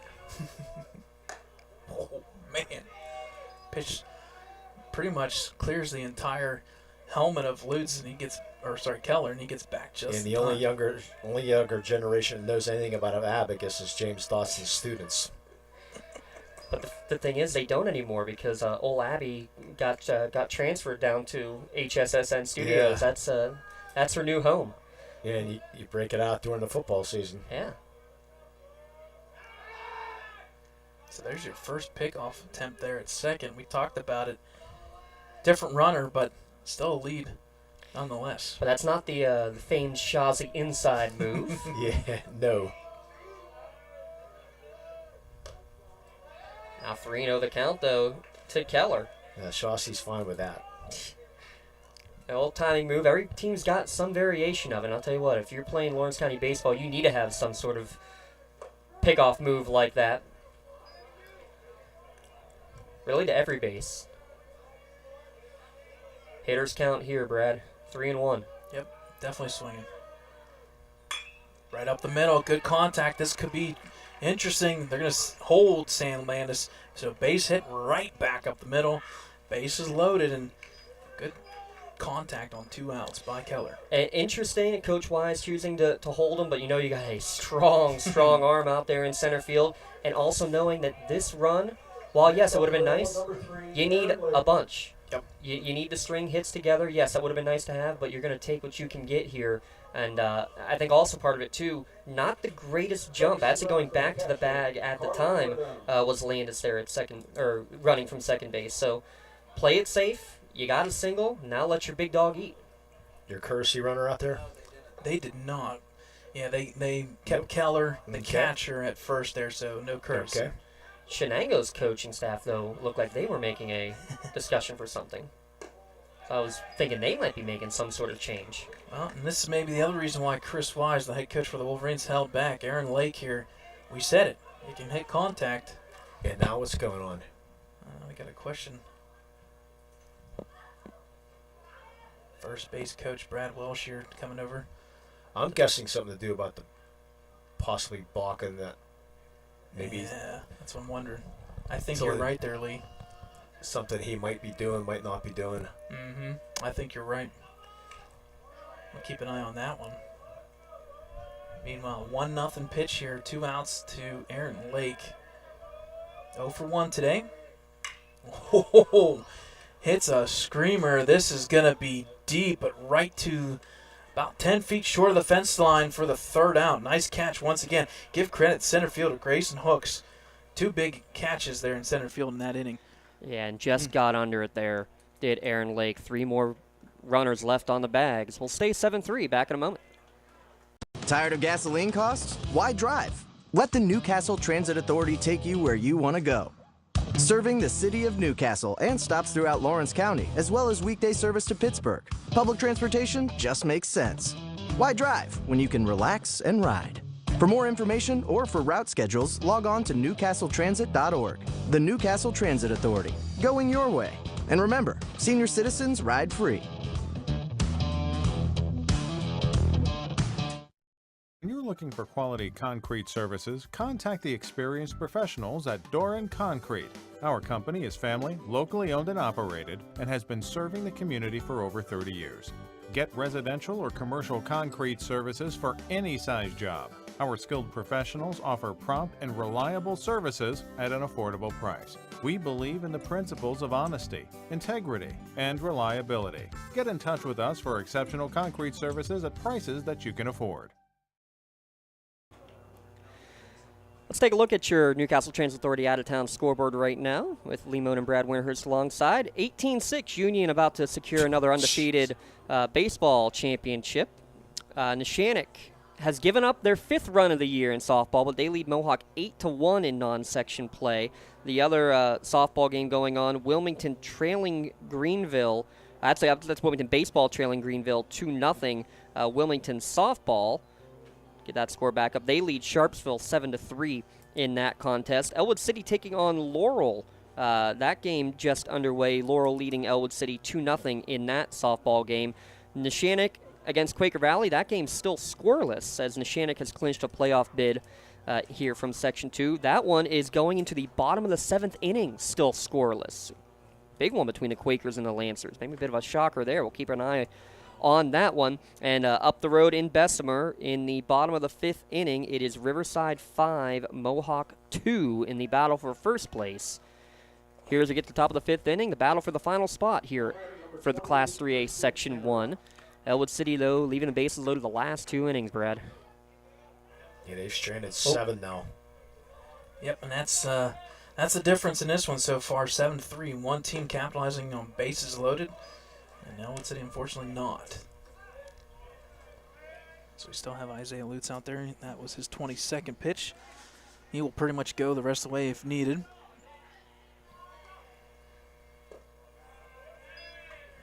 At the plate, there's Anorak. Or Anorak, my apologies. 0 for 1 today.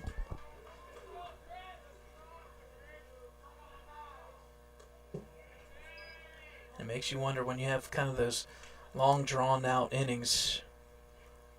Not familiar at the pitching mound, Isaiah Lewis. Wonder what that does with the mentality of it, getting back out there and doing something you're not necessarily used to.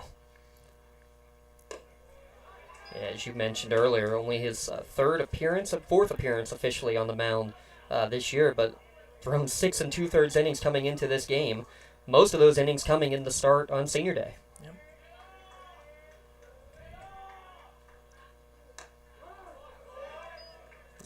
Nice job painting the outside corner there, though. He's got good velocity. He's got a good mix as well.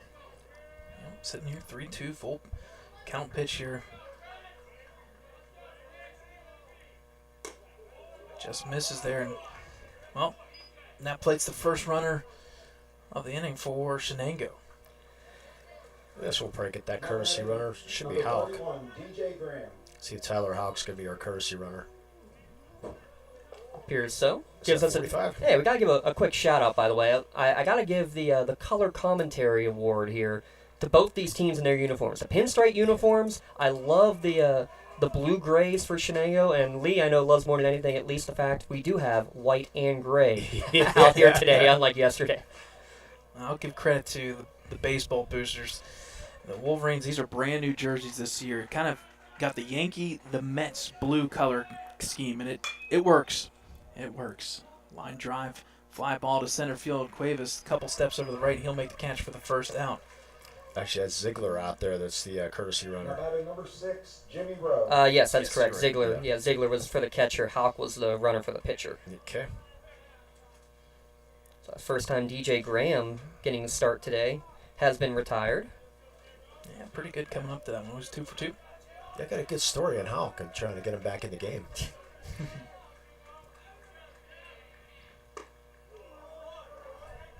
Beautiful breaking ball there from Lutz, and again, showing the command. Of course, if you're Brad, since you're an Ellwood broadcaster, you don't want to see Houck come back in the game as a courtesy runner.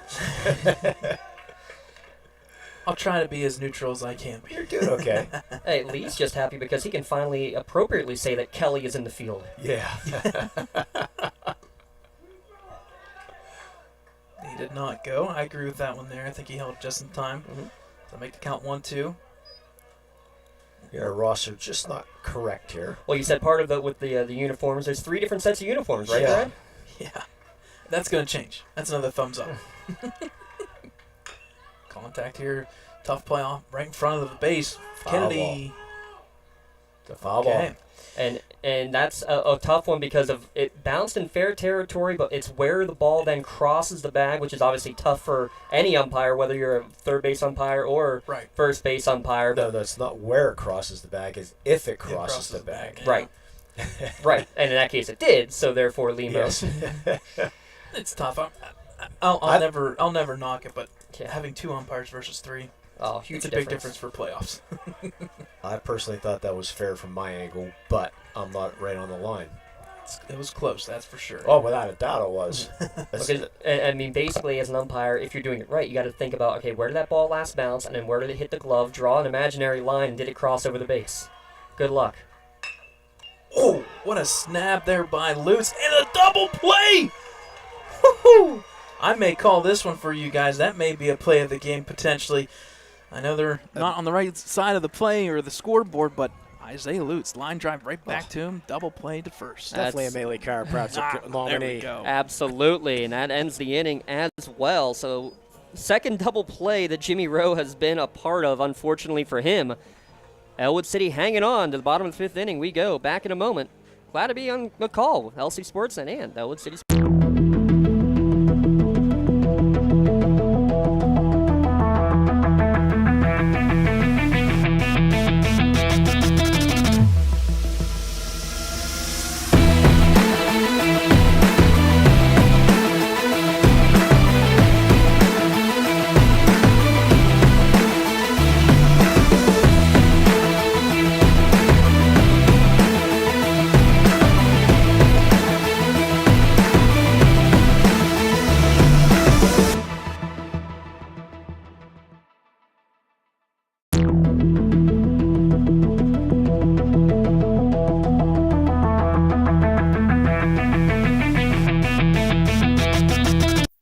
Get left out to dry, call the Penn Ohio Bottled Water Company for the fastest and most efficient bottled water delivery service in the area. Penn Ohio offers bottled water ranging from 16.9-ounce bottles to 5-gallon jugs, perfect for your next event or office water cooler system.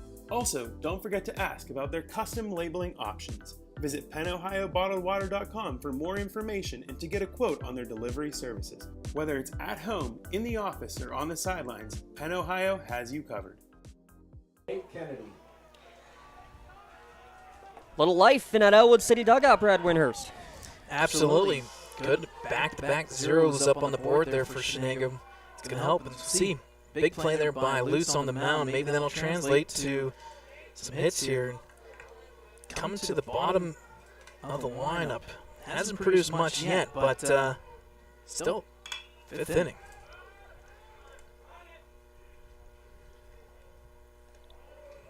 There you go. Unfortunately, that fly ball contact there, unfortunately, hasn't gotten out of the infield, and first base makes the catch. One out here quick in the 5th inning. Number 12, Will Nardone. Now Nardone to the plate. Kennedy, Nardone, and Roth due up here in the inning. Now he's sitting there at 76 pitches. We'll see if they can stretch him possibly for another inning or not. They did have somebody warming up in the bullpen last inning. And it's still Laterra out there. He warmed up, it felt like, for all 13 innings yesterday. Contact by Nardone to the right fielder. Couple steps right to the glove for the second out. So not the good start of the inning here for the Wolverines, and quickly 2 gone. Yeah, after the 2 up, 2 down, or it is 2 up, 2 down after last inning, getting out of it with that Web Gem nominee of a double play. Ellwood City, yeah, well, it's just 3 or 4 pitches really is all it's been here in this inning too. So bring up Joseph Roth here. Pitch outside for ball 1. Joseph Roth, he's going to be participating in the round ball All-Star Classic. I forget what day it is. It's May 20-something, I believe. Is that the one at Geneva? I believe so, yeah. Him and Claire Noble for girls basketball for Ellwood City, both of them making that opportunity. Last time, shine there. And we were talking to Joseph Roth last time in the press box. He does not have to worry about anything at OSU until August. All right. And then we quickly asked, when do you start swimming? And he's like, August. So it starts right off the bat. He's there for a week and it instantly jumps right into swimming. And that's all he'll be doing. Yeah, absolutely. For the first time ever. I think the on-plate umpire's asking for his autograph there. Fouled that one off the leg. So, make sure that leg's okay. Gonna be kicking in the pool here soon enough. What a career.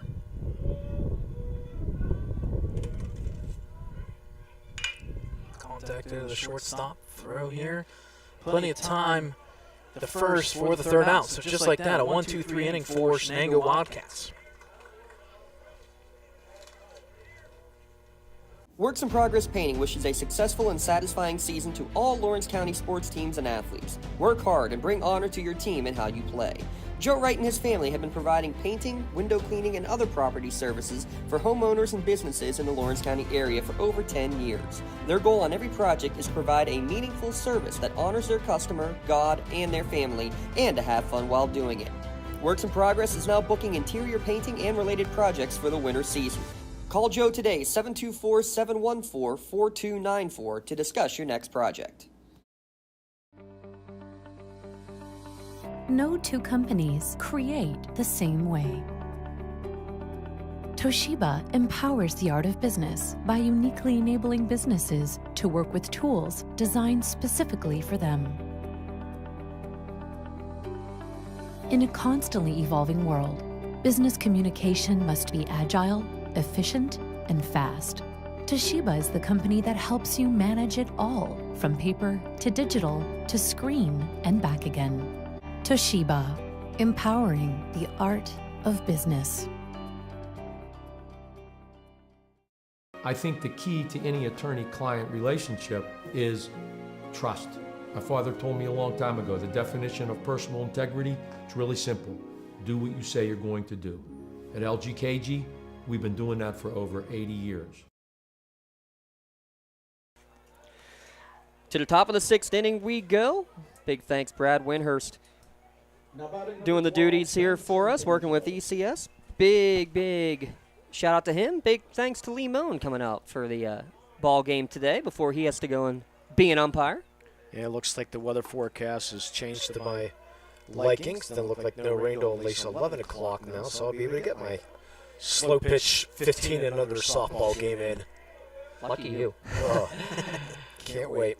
This one inside is going to hit the batter, and that's going to be a leadoff base runner for Shenango with the top of the order here due up. Yeah, it'll be my first game umpiring in a couple of years, so it should be interesting. No way to take the rust off the plate by coming and calling a pivotal baseball game. Softball. Slow pitch softball. And then softball tonight, yeah. Oh, yeah, okay. Yeah. Slow pitch softball tonight. No, I gave up fast pitch softball. I was getting hit too much as I gets it off.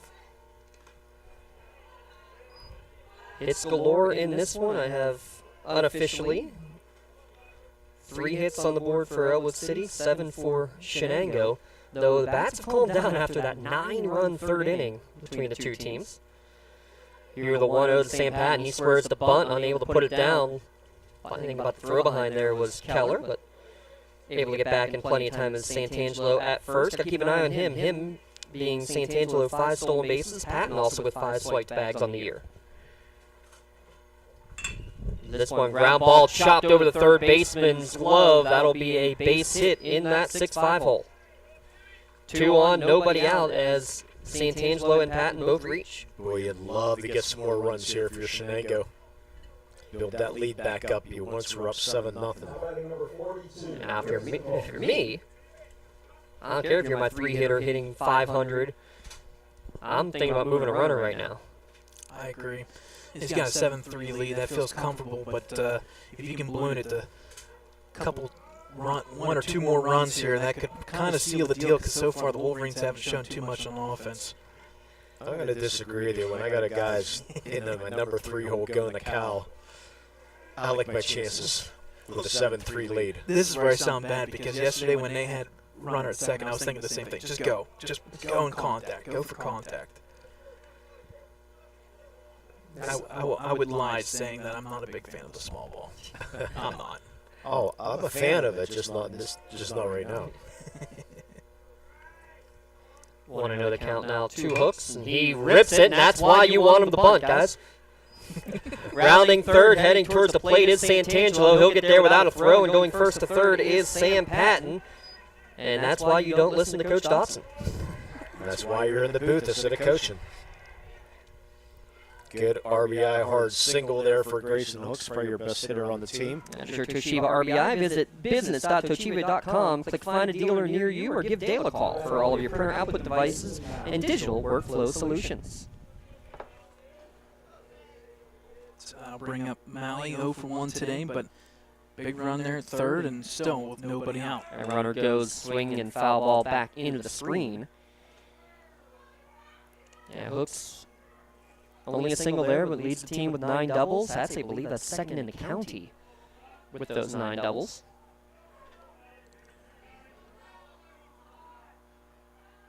Longer pause this time from Lutz. Runner holds. Even at 1-1, Riverside and Insurance running the 6. They lead 6-2 over Mohawk. 8-3 your score here. Shenango and Ellwood City in the casket game. Win and you're in. Lose and your season comes to an end. This one ripped down the third baseline, but hooking foul. You went over the bag fair. But that one didn't bounce before the bag. That is going to be part of the Baseball 101 next year to start the PIAA officiating class, Lee Moan. And guess what? You just lost your invitation to be a guest speaker in that class. That's all right. You can call Henry. Do I have to? Well, if you want a 3-hour class, yeah. Oh, my students would love it, let me tell you. 3-hour class for the first roll. Step off throw over to first base, back in plenty of time over there. Is Patton at first? Yeah, Wilmington's going to get that start up for the 2025-26 school year. So not this coming year, but the year after. As this one's driven towards the right center gap, that's going to fall. That's going to be extra bases. Off and running with the pitch was Hooks. He's rounding third, and he'll make his way to the plate with ease. It's a stand-up double for Jason Malley, driving in 2. All the way to the wall for Malley. Good job going with the pitch. And he's looking for his courtesy runner. And now you can talk about Mr. Houck. Is that Mr. Houck? It is. Mr. Houck coming on. Age 5, Tyler Houck. He won first place in an art contest, and they donated $1,500 to the Shenango Elementary. Plus, his artwork was featured front page on Turtle Magazine. How about that? That's impressive. Yes. And his article was about a rocket so he could fly to the moon. Unfortunately, for Ellwood fans, fortunately for Shenango fans, that ball felt like it was halfway to the moon, hard off the bat. Well, the question was what you wish you could see from your window, so that's what he drew. So I like it. Yeah, so we're going to have a red zone pitching change coming up here for Ellwood City. We'll get you the full changes in a moment, as it appears as Mr. Kelly is going to be coming here to the mound. We'll get you the rest of those changes. Brad will have all those for you in a minute because he is the game changer extraordinaire over there. While we do that, Lee, we have some business to take care of here. Completely forgot about it. I actually have to go and message our colleagues up in Bessemer. We have to announce our team of the month as well as our male and female athletes of the month. I gave you my vote. Yep. Yesterday. We have a panel of 10 members, both in the community and part of our Sportsnet team that are part of the voting, and we thank everybody. We had, I think this is the record for most number of nominations that we've ever received in a month. That's great. Please keep sending in those nominations. We'll start with our LCAP Team of the Month, and there are plenty of nominations to go around, and the winner is the Shenango girls track and field team. They are competing today, as is the Ellwood City boys track and field team, which had many nominations, trust me, as well. They are both competing at Peters Township today in the team championships, but Shenango is the team track and field. The Shenango girls track and field is the LCAP Team of the Month. And Jimmy Rowe's little sister, Sarah, part of that track team. Yeah, she was a big part of the semifinal victory in that one. We need to see if we can try to get an update on that for both Ellwood and Shenango fans here before we sign off for the day. Speaking of Ellwood track and field, Nick Fernitti is the male athlete of the month. Broke the school record earlier this year. Did Nick in the 300 hurdles, and lots of victories on the year, including a part of one of the wins in the semis as well. He is your Red Zone LGKG male athlete of the month. I'm 2 for 2. You are 2 for 2. Very good. Do you remember our nominations for the third one, Lee? No, I don't really, but go ahead. Because there were a plenty. I know. We're gonna let you sit on that one then for a minute. So what was the third? For the third one was you handed out the boy and the girl. So this is the and team? the third. No. We got the team for Shenango girls. Okay. We have the male athlete is Nick Fernitti, and the female athlete of the month is Nishanek's Ava Koski. So another track and field runner. She's broken basically every one of the records she already held at Nishanek in the high jump and the long jump as well. Part of the she was undefeated in the high jump all year long, high jump being her main one, triple jump also part of her repertoire. So there you go. Ava Koski, Nick Fernitti, and Shenango girls track and field are your team and athletes of the month. 3 for 3. That's why I wanted to see what you had there, Mr. Yes, Bruno. I got it right on my phone. Well done. Yeah. Not that you listened to me. Or maybe I did. Breaking ball there from Kelly. Misses downstairs. Count even at 1-1. The rest of the changes when you have a moment there, Brad? Yeah, please do. Yep, so Isaiah Lutz there was pitching. He's going to slide to second base as Lake will stay at shortstop. So Lutz now shortstop pitching and second base. Landis will slide all the way back to right field. And then you got Kelly coming in from right field. Not his first time pitching this season, let alone in his career. Kelly, somebody that I know the Wolverines will eventually look at potentially at pitching throughout the next couple of years, but nonetheless, movement aplenty as that one's going to be a base hit here. It's going to be rolling into a double for Campoli, and that's going to play another run as we are just trading bases now for Shenango. Yep. Switching spots there were Campoli and Malley. That's the 5th double of the year for Campoli. And that officially closes the book now on Lutz as he was responsible for that last run on base. So 5 runs allowed officially for Isaiah Lutz in relief. And we still have nobody out. And coming up on that 10-run deficit. Yeah. Now 8 right now.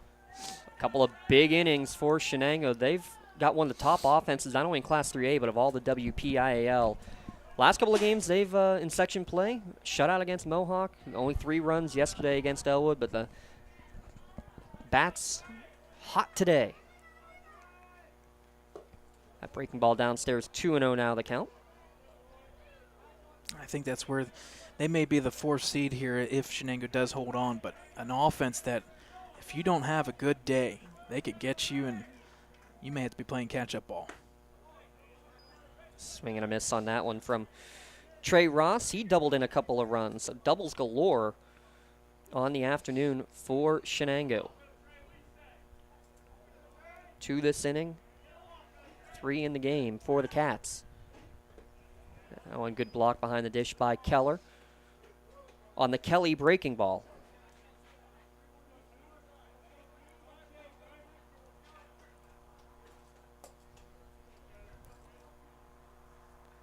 Three and 1 to count. Campoli the runner on second. This one inside corner. Count runs full here in the top of the 6th inning.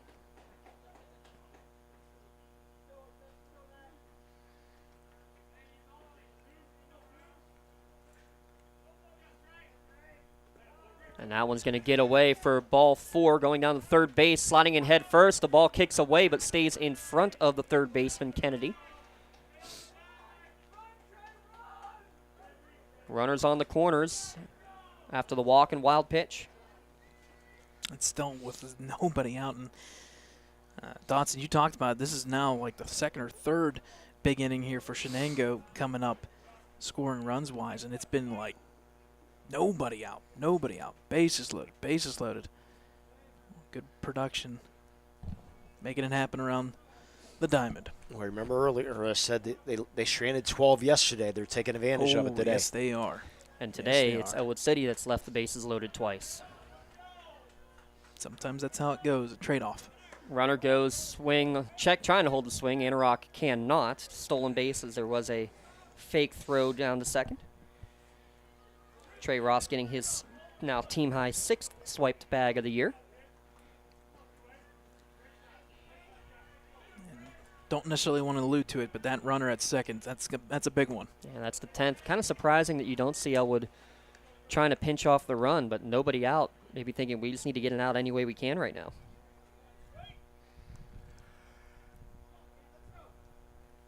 Here's the 1-1 from Kelly. Misses downstairs, 2-1 to count. And again, Lee just talked about, Shenango game 2 against Mohawk after suffering a loss. Suffered a big one, 7-0, only 2 hits. Double-digit hits here today. And the bats have come alive for sure. It swings and misses at that one. They've been aggressive for sure. Anorak wearing that 28. Saw Ziggy wearing that the last few years for Shenango. Great catcher, now playing at Westminster. Anorak trying to keep that up. Man, he's got a gun behind the dish. Foul tips that one into the glove. Talking about good catchers. Jordan Keller, the sophomore, able to hold that. Sophomore catchers, you don't see a lot of underclassmen catchers, Brad, but we got 2 good ones out here today. Well, I tell you what, he came in, he paired up with Ryan Widmeyer last year as a freshman, and they transitioned between the two with that right field and catcher position. Both of them are really, really good individuals, more importantly, good behind the mound. We like hearing about them being good students and student athletes before anything else. Yeah, real good. Now DJ Graham, another one of those sophomores. 4 seniors, 2 juniors, and 3 sophomores in this straight 9 starting lineup. He swings and misses at that one. Count even at 1-1. Get you another out-of-town score update here in a minute. Doesn't look good for Mohawk fans. Looks great for Riverside fans. Score now 9-3 at the top of the 7th inning. Wilmington final in softball. They secure at least 2nd place with a win, 7-4 over Sharpsville today. Here's the 1-2. Swing and a miss. Back-to-back strikeouts. Kelly getting it done. Yeah, coming in late innings here. He hasn't pitched in a while, so a little bit of rust there. And yeah, back-to-back, 2 outs. Only his 3rd appearance on the hill this year, and only thrown 2 1/3.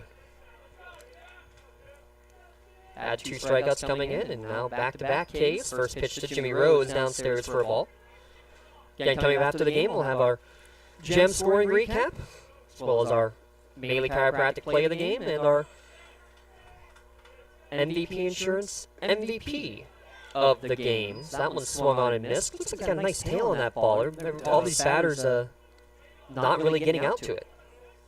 And it does help that you are, once again, one of the lefty pitchers on the team, so it does make a little bit of difference. Contacted Cuevas, center field. He's going to take a couple steps, turn his hips, and makes that 3rd out. So gives up a double and a walk, but then 3 straight outs to end the inning. Again, 9 sent to the plate in the frame. Shenango extends their lead.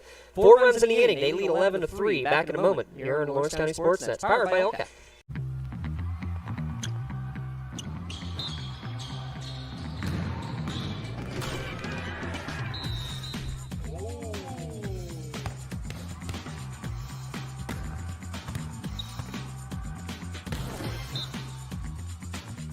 That was awesome.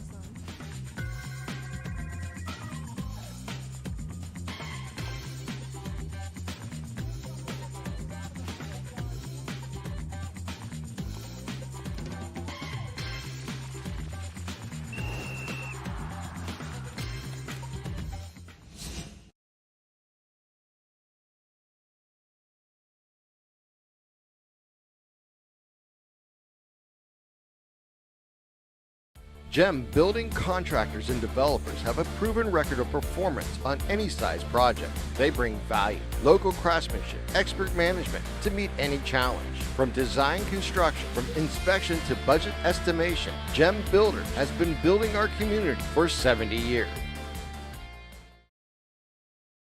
For more than 120 years, people have been relying upon Martindale-Hubbell's AV preeminent rating to select their attorneys.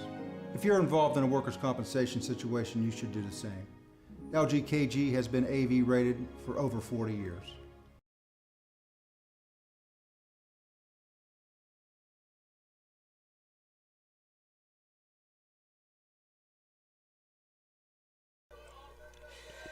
Bottom of the 6th inning, coming to the plate is Ellwood City, but facing their biggest deficit of the game, 11-3. They will send the 8-9-1 hitters to the plate, beginning with Sam Landis, and gets a first pitch strike on the outside corner. Jason Malley, pitch number, that was 83, correct? Yeah, but the job he's done today. Phenomenal. Takes something off of that one, misses inside, count even at 1-1. And we'll give credit to the entire Shenango pitching staff. The gems that they did yesterday, we talked about it. How do you throw more pitches in relief and pitch so well? And 3 back-to-back pitchers now for Shenango. Good stuff. Count out 2-1 as they get a new ball in for Malley. Again, we've seen Laterra warming up a little bit throughout the course of this game, but we saw that about 4 or 5 times yesterday as well. He's been usually a starter throughout the course of the year in their back-to-back series games, but Coach Otheti's going a different route, starting Rowe yesterday, starting Malley today, his first start of the year.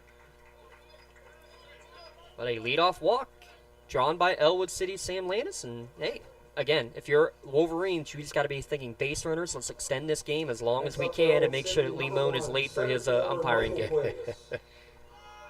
I'm not going to be late. I just won't see the rest of the baseball game. That's all that's going to be. Good breaking ball there. In for strike 1. It looks like they're going to bring down Laterra once again to warm him up. For the 80th time in the last 24 hours. Ground ball towards short, taken there by Santangelo. Flip to Ross for 1. You're not going to get the Speedy Cuevas at first, so fielder's choice will retire Landis at second. Nice number, that 88. That was officially the 89th pitch by Malley. Next up for Ellwood, number 25, Jake Biscup. Jacob Biscup now to the plate. 1 for 2, an infield single in his at-bats today. And he'll be the first one to tell you, he's had a tough series. Very tough series. He's used to being on base two-thirds of the time, and yesterday they got to him. Well, he's been on 2/3 today. Yeah, this is that opportunity where if you can get some consecutive hits at the top of the lineup, you never know. 2-0 now the count. Malley over 90 pitches on the day. Remember, it's 100. It's about to be 105 come playoff time because, once you hit May, you're allowed to throw 5 more pitches because obviously that makes a huge difference in the arm. Good block by Anarok behind the dish. There was no sarcasm or snark in that statement whatsoever, Lee. No, not even on your face either. I'm glad this is on Lawrence County Sports Network and Ellwood City because we approve. And we approve that message. Absolutely. 3-0 pitch right down Broadway for strike 1. Honestly, I'm surprised it hasn't been now 110. It hasn't kept going up a little bit. Yeah, make the state playoffs be 110. Why not?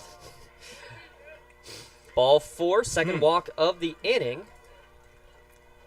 I think that's going to make that decision to go to Laterra a little bit easier now. It looks like that may be happening here. We are going to get another LGKG trip to the mound. While you have a moment, I want to give a shout-out to our powering sponsor. We just announced the LCAP Team of the Month in the Shenango Girls Track and Field team. Give a shout-out to our powering sponsor, LCAP. So many great ways they're improving quality of life in and around Lawrence County. And if you've ever wanted an exciting career working with children, LCAP Early Learning is looking for you. You can apply online at www.lccap.org/join our team. Lots of spots open all across the county, especially during the summer months. It will be Gennaro Laterra coming in as the relief pitcher, so we're going to take a quick break, get you all those changes. Back in a moment here on Lawrence County Sportsnet and with our friends at Ellwood City Streaming.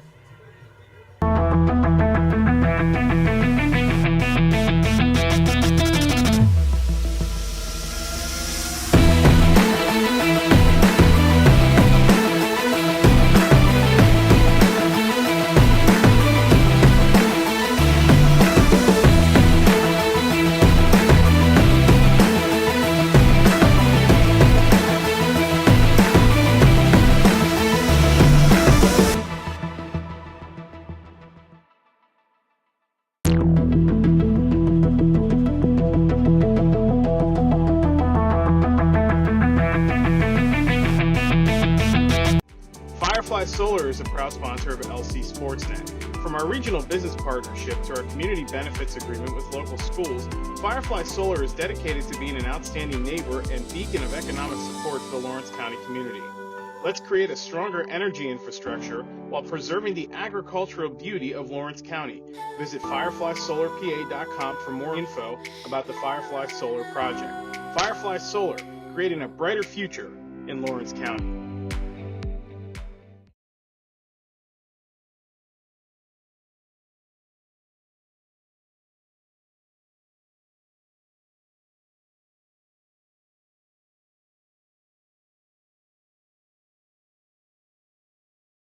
Yep.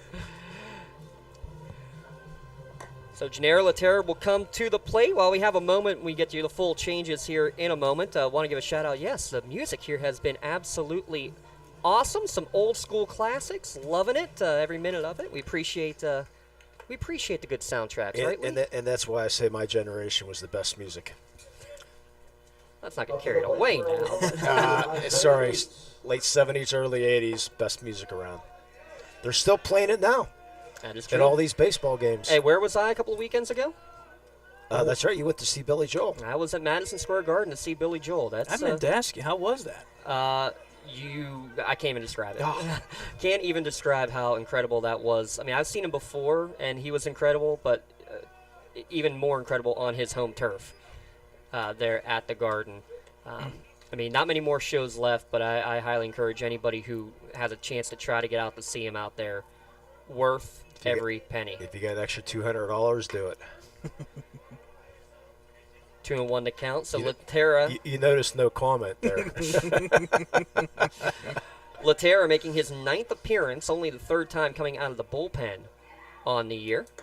This ball misses upstairs to Lutz. 3 and 1 now the count. Actually, I heard rumors that Billy Joel's making $3 million a show. Oh, I'm sure it's at least that much there. Just to sit and play a piano for a couple hours. And he's got a full ensemble there that was all really, really impressive. Like any one of his bandmates seriously could and probably should be solo acts. Oh, I understand. So a trip north for a live stream? Coming to the plate for Ellwood, number 4. Sounds good. Jordan Keller. I will say this, though, too. You were talking about music and how you can't play a full song. Here's the main reason why the pitch clock in Major League Baseball is the worst. Went to the Pirates game on Friday. And, between pitches, you hear the organ playing. Let's go, Bucks. Let's go. Yep. That's all you get. You make it one. You can't even get a da-da-da-da-da charge. So, if nothing else, that's a reason why we need to get rid of the pitch clock in Major League Baseball. It's a good reason, right? Back to the action here. Keller, 1-0 count. Good block by Anarok as Laterra coming in. Tough time finding the zone, Lee. Yeah, he is. All 6 pitches have not been close. Came in 23 strikeouts, 13 walks, so a solid ratio, but... How many innings? 21 plus. So that's a lot of walks for those 21 innings. Yeah, so about a half or one every other inning, I guess is the best way to say that. He's looking to walk 2 in a row here. Yeah, 3-0 count with the bases loaded, nowhere to put him. Keller taking all the way here for good reason. It's cricket bowled in. So an RBI the easy way. Now, if you're at Texas A&M, you'd be going ball 9, ball 9. Ball. That is one of the best traditions. Wow. They did not waste time on that.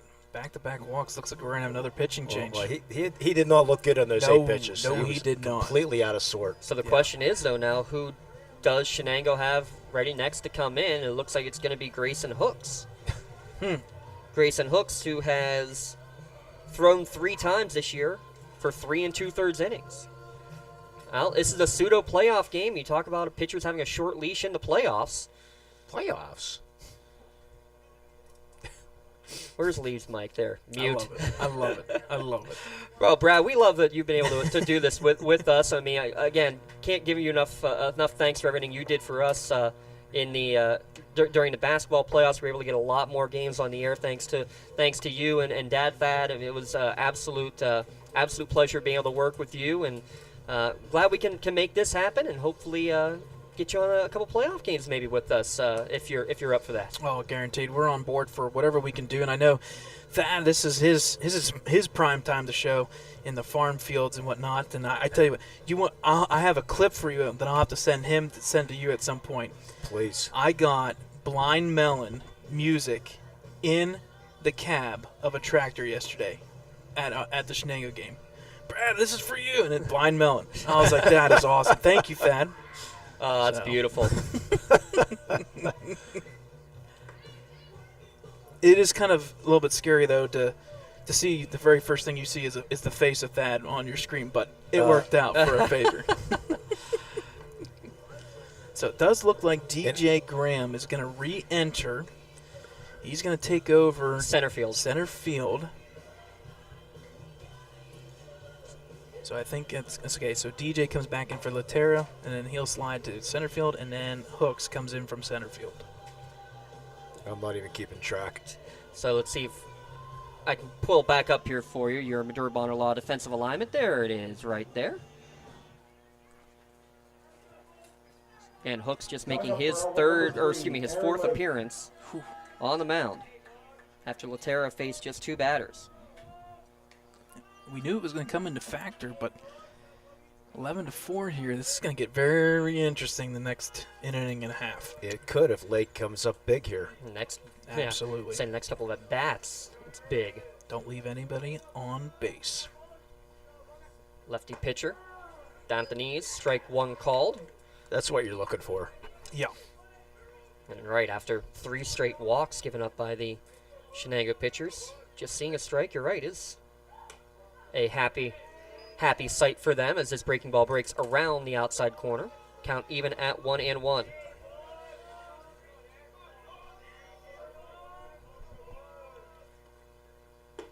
Two and 1 now as that one misses downstairs. Well, depth of a pitching staff was going to be key. 3 thrown yesterday, 3 pitchers for Ellwood City, 2 for Shenango. Both are on their 3rd pitcher today, so you are deep into the bullpens with a playoff spot on the line. This breaking ball misses. 3-1. Lake has drawn team high 11 walks on the year. Catches the outside corner here. Count runs full. Biscup running at 3rd, Lutz at 2nd, Keller at 1st, bases loaded, 1 down. Payoff pitch. Driven towards right field, going back on it is Campoli, and he's turning and running. It's over his head. Extra bases again for Ellwood City. 1 run in, 2 runs in. Hitting the brakes at 2nd is Lake. 2 runners in, 2 runners still in scoring position after the 2 ribby double for Lake. Not much you can do. That ball was just well hit the opposite way. You sure you still have softball tonight? Yeah, I do. Check the weather report. You never know. So 11-6. Good contact. We knew it's going to come through at some point, whether or not bases were going to be halved or not by Aaron Lake. So good contact. Another double. And well, here we go. Nate Kennedy over 3. We got to prove me wrong here today. Let's go. Good breaking ball there on first pitch for strike 1. Kennedy coming in at 231. 6 ribbies on the year, including the suicide squeeze yesterday, though looking to swing away here. Foul tips that one back, hit off the arm of Anorak. He and home plate umpire Ricky Gabriel making sure everybody's all right. I like the pink batting gloves there on Mr. Kennedy. Did you see the pencil bat? Yes. I forget what team that was. Well, I think it was with originally from the Little League Classic game last summer. The pencil bat, I love it. No balls, 2 strikes. Hooks, winds, and fires. Misses downstairs, nearly hits, ball gets away, coming to the plate and getting in there, standing up on the wild pitch is Keller. And that's what we've been waiting for if you're a Wolverines fan. Something to go wrong for Shenango. Walks in the inning, base hit, and all of a sudden, wild pitch, 11-7. Yeah, I'm not going to see the end of this game. I'll be tuning in on my way, listening on the car. 1-2 now the count. Line drive, base hit. We got a ball game, folks. 11-8. As Kennedy gets his 7th ribby of the game, brings in Lake, or of the year, I should say. It's still only 1 out. Well, you said 18 runs? Yeah, I was just thinking about the over-under. We said we'd take the over on 18. Yeah. When you guys do a game, you know how to do it. First pitch outside corner for strike 1 from Will Nardone. No, if we knew how to do it, we picked the 1-0 games. 9-4 was the final in the Riverside Mohawk game, by the way. So Riverside is, again, your Section 1 champions. Good off-speed pitch there.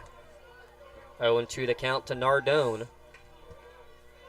We still got a full inning to play here, folks. Keep that in mind. 0-2 misses up and in.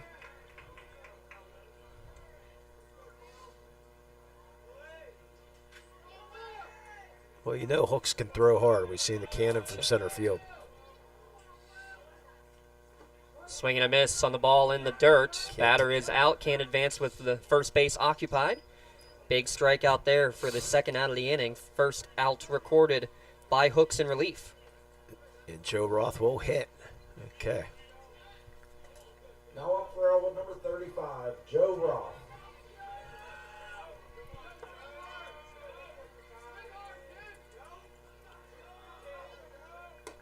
Roth, 2 groundouts and a flyout here today. 3 for 14 on the season.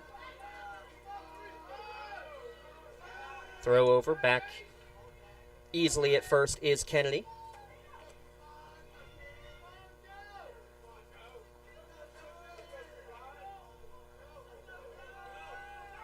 Another throw over. This one nearly gets away. Good job at first base by Malley to snag it. So Riverside 11-1, Mohawk 10-2. They're at the top of the section. Neshannock was in a barn burner with Quaker Valley. We'll get you a score update on that here in a moment. This one misses upstairs. 2-0 now the count. Neshannock still going against the Quakers. They lead 1-0 in the bottom of the 9th. 3-0 now the count. Throw behind at first. Joseph Roth. How about this? This is the second time today Joseph Roth has been the 9th batter in the inning. 5 runs already across here in the bottom of the 6th for Ellwood City. The 3-0. Misses inside, ball 4. Let's see if we get a pinch runner here for Roth. You would think. Yep, I think you're right. Because he can re-enter as the DH. Coach Wise comes down here to call time, and that looks like what we're going to have here. It is going to be a pinch runner, Carlo Nardone.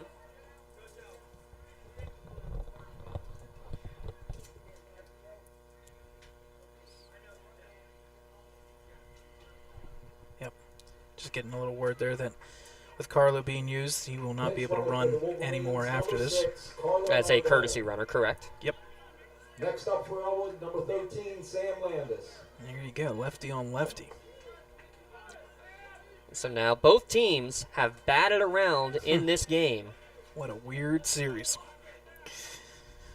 What a great way to finish it at the end of the year. You played about 16 to 17 normal games to have this kind of back-to-back games. My goodness.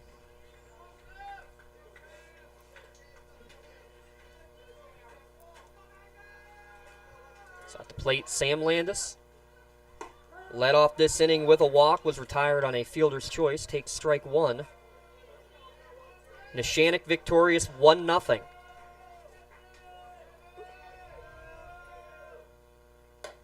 Miss Oak does catch the inside corner. Late call Caught me off guard. 0-2 now the count. Kennedy at second. Ross pinch runner Nardone at first. 2 down. Ball in the dirt. That's going to allow both runners to advance 90 feet. Late throw down to second base. Is getting a late break was Carlo Nardone, but he does get down there. On the wild pitch. Interesting Drama. decision. So now 1-2 the count. Anything out of the infield here should plate too. Especially with Hooks now going from the windup on the 1-2. Ground ball, high chop. It's going to get barely snagged by Malley, and he's going to hustle over to first base. I thought for a moment it went over his head, but he's leapt up and grabbed it somehow, some way to get the out and end the inning. Wow. Monster inning it was, though. 5 runs in the frame on just 2 hits by my count. And 2 runners left on the bags. Don't go anywhere, folks. 11-8 your score. A wild and wacky game this has been. 7th inning coming your way when we return on Lawrence County Sports and Ellwood City Streaming. Tired of gasoline costs? Why drive? Let the Newcastle Transit Authority take you where you want to go. Serving the city of Newcastle and stops throughout Lawrence County, as well as weekday service to Pittsburgh. Public transportation just makes sense. Why drive when you can relax and ride? For more information or for route schedules, log on to newcastletransit.org. The Newcastle Transit Authority, going your way. And remember, senior citizens ride free.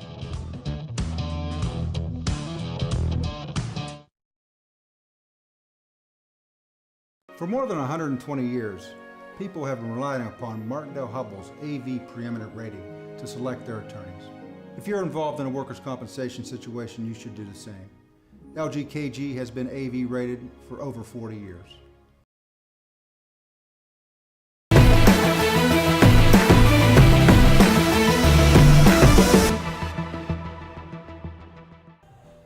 That's crazy. What a game. What a game it is here today. 11-8 your score. Runs galore, hits galore. We've hit the over.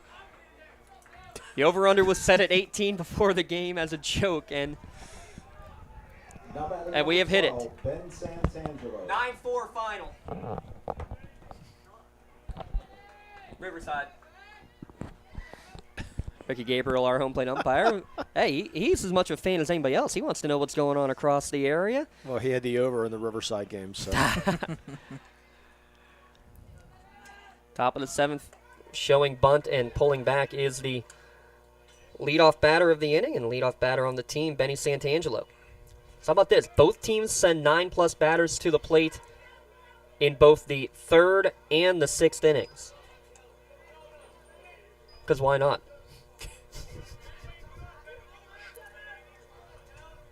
2-0 the count to Santangelo. Kelly, the 3rd pitcher of the day for Ellwood City. Count now 3-0.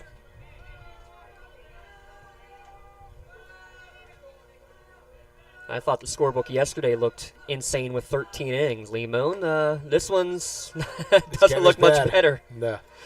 4-pitch walk drawn by Santangelo.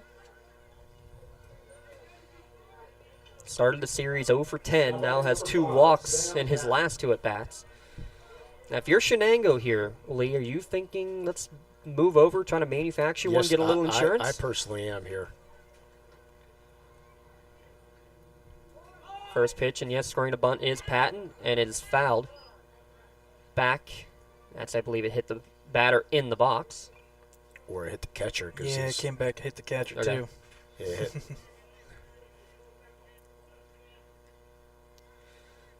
Patton, a couple of singles, couple of runs scored. He's been on base 3 times today.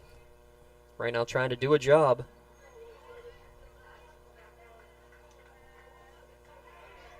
Not squaring this time. Breaking ball misses upstairs. Count even at 1-1.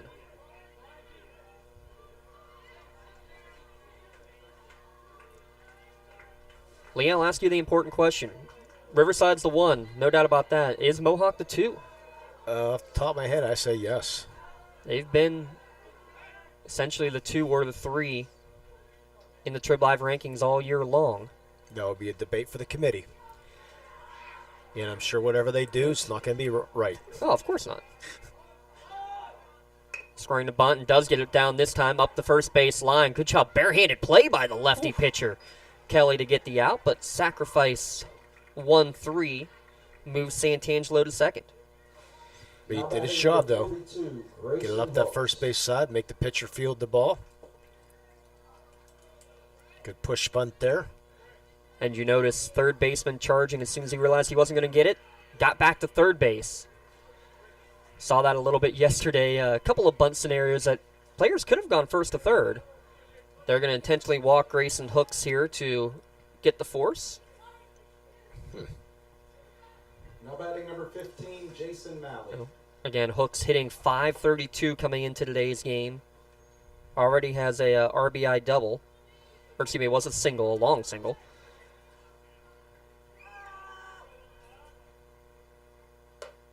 First pitch misses, or excuse me, it is called strike one on the outside corner. Just got a final for Ellwood City softball. They lost to Laurel 4-2. It's another team we didn't get a chance to talk much about in our Melee Minute League, but that Laurel team is pretty darn good as well. The bad thing about us, they're in the Shenango Conference. You know what's funny, though? Unless they win either the WPIAL or the state championship, this will actually be the worst season under Coach Frank Duddy, because he scheduled one heck of a non-conference slate. You know, besides Mohawk and Ellwood City, a couple of losses to upper classification teams. This one lifted into shallow left field. Coming and making the catch is Biscup for the second out of the inning. Yeah, low-scoring losses. Deer Lakes is the one I remember was a 4-2 loss. There's another one that was a 1-0 or 2-1 loss. Well, you have to. I mean, when you're facing Addie Fry and Abigail Measle, you need to find the best pitchers out there. And if those two teams aren't 1-2, Neshannock and Laurel, after meeting in the championship last year, the state and Whippeal semis 2 years ago, I think that would be a big disservice as well. This one right down Broadway for strike one to Joe Campoli. And I did get a final now for track and field. The Wolverines come home third overall. Quaker Valley took first. Greensburg Central Catholic second. So Ellwood City got third overall. Congratulations to them. Yeah. Impressive year for sure, and loved seeing the write-up there on the track team. No one outstanding athlete on that team. Everybody doing the job and getting it done all year long, especially on those relay teams. That's what's been most impressive to me. Campoli just got under this one, lifted towards right center field. Cuevas will settle under it for the final out of the inning. We'll head to the bottom of the seventh inning. Last chance for Ellwood City, trailing 11-8. Just like going to the doctor, our homes need a checkup too. If your home is not properly weatherized, you could be at risk for symptoms that cause unhealthy ailments and higher utility bills. The Weatherization Assistance Program is the key to reducing utility costs and increasing comfort in your home. Services include an in-home energy audit to inspect your furnace and hot water tank, check for air sealing around windows and doors, and ensure adequate insulation and ventilation. Learn more at lcap.org or call the Department of Healthy Homes to get your checkup today. Tired of gasoline costs? Why drive? Let the Newcastle Transit Authority take you where you want to go. Serving the city of Newcastle and stops throughout Lawrence County, as well as weekday service to Pittsburgh. Public transportation just makes sense. Why drive when you can relax and ride? For more information or for route schedules, log on to newcastletransit.org. The Newcastle Transit Authority, going your way. And remember, senior citizens ride free.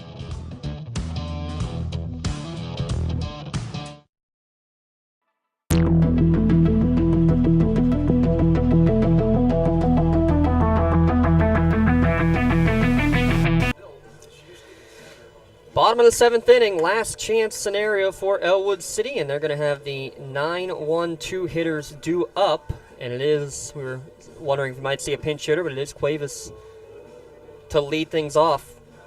9-1-2, Cuevas, Biscup, and Lutz.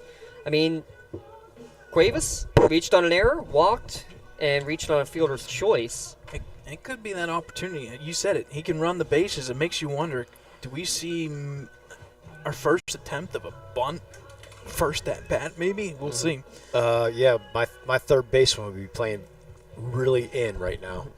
We'll find out real quick. Again, with the Ewing chop, as I used to call it. When I played here and had to play at third base, I don't care if it was the 3-hit or 4-hit, I was playing up on that grass. I didn't like the lip. Now, it's a lot less severe than it was when I played. But so right now, we'll see. Trey Ross there at third base. He's playing.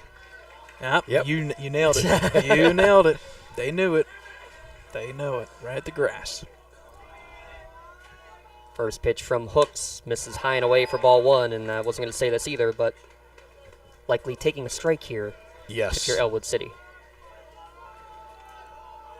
First pitch misses upstairs from Hooks, the 1-0. Also tails away, 2-0 the count. And in the end, you got to remember too, first couple guys don't mean anything. You need multiple runs. Can't get it with one swing of the bat yet. Right down Broadway, 2-1 now the count. Hooks, the third pitcher to be used in this game. Jason Malley pitching first 5 1/3. Laterra faced 2 batters in the 6th. Now Hooks with his second inning of relief. Just like Rowe, good pace here. Not as fast, but good solid pace here by Hooks. Count now full as that one catches the top of the zone. Full count.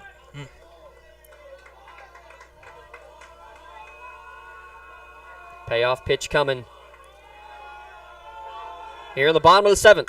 Breaking ball driven to left field for the base hit, and that's why you trust the coach in the freshman. Wow. How about that? I don't mind being wrong. We were all wrong up here. The whole press box I'll was say wrong. it for you guys. I'm glad you guys are wrong. Yeah. Kudos to Cuevas, though. I mean, Yes. he hung in there, worked the count full, got his pitch. Yep. So that'll bring up Biscup 1 for 2 today. First pitch to him misses upstairs for ball 1. And I think if he's smart here, he hasn't done it this series, but wait for that pitch. Now he's walked twice today, on base 3 times. And this one nearly hits him. 2-0. The potential tying run would be sitting in the on-deck circle in Isaiah Lutz. Then you get to the meat of the lineup here for the Wolverines real quick. Good 2-0 breaking ball there for strike 1. And that tells me right there, Lee, that he trusts his breaking ball right now more than his fastball. Wow, that was a slow breaking ball, too. Comes back with it, and it does hit Biscup. 12th time this year he's been hit. The tying run comes to the plate. Well, I think I'll be listening to the rest of this game.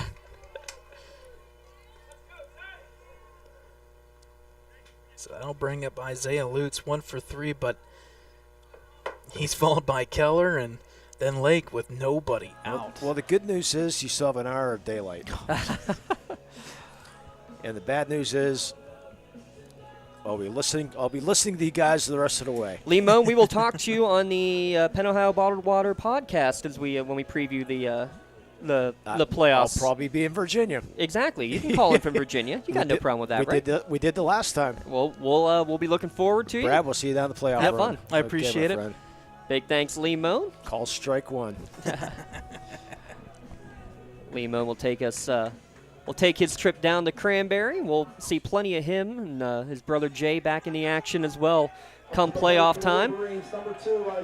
And now you got one of your seniors coming to the plate in Isaiah Lutz as the tying run at the plate. Hooks' first pitch misses outside for ball 1, and I wonder if Coach Wise saw the same thing we saw, Brad, and no trust right now in the fastball. Are you sitting more on a breaking ball right now? Yep. It gives you an opportunity to kind of sit back and wait for it. Another one tailing away, 2-0. Jordan Keller in the on-deck circle.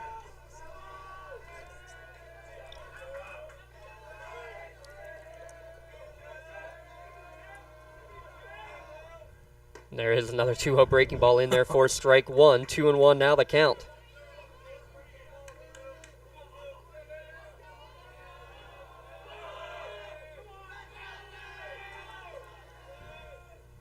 Another breaking ball, but this one hooks too far inside from Grayson Hooks. 3-1 the count.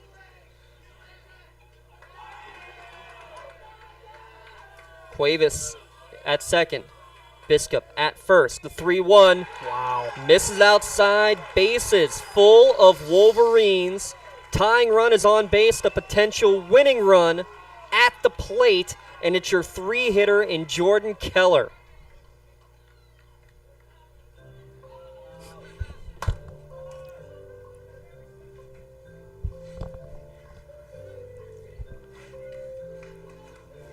So now, what is the game plan? Oh, my. So it looks like they're going to go to, I believe, Trey Ross. Trey Ross, yeah.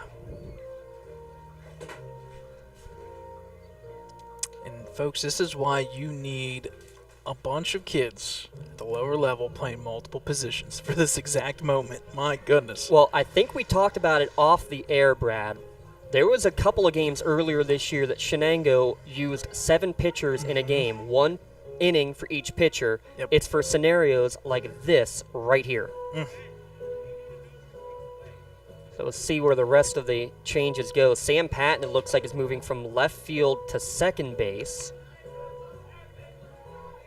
That means Grayson Hook's likely going back out to center field. And I'll guess that DJ Graham will move from right to left.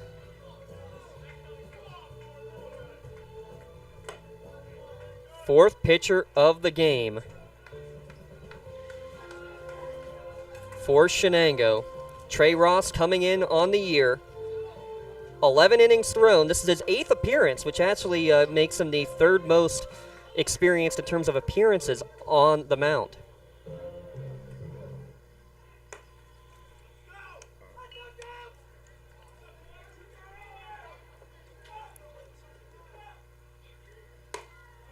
So it looks like Hooks is going to go to center field. Campoli's going to slide to left field. Campoli to left and Graham in right? Yep. Gotcha. And Graham in right field. So here we go. Bases loaded, nobody out. Jordan Keller, 1 for 3 today. Going against number 22, Trey Ross. So there is your Medor Bonner Law defensive alignment as it stands, as Trey Ross, again, the 4th pitcher of the game. He's got a pickle. Whew. Nobody out, bases loaded. In the bottom of the 7th inning, playoffs on the line. Winner to the playoffs. Loser goes home, and how about that? The sophomore coming right in for strike 1.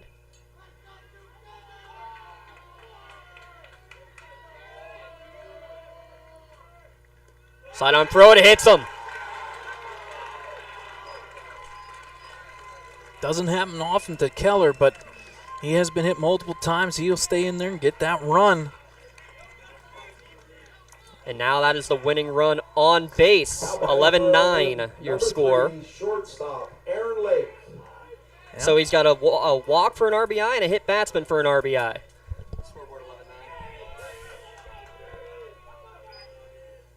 And big stick Aaron Lake at the plate.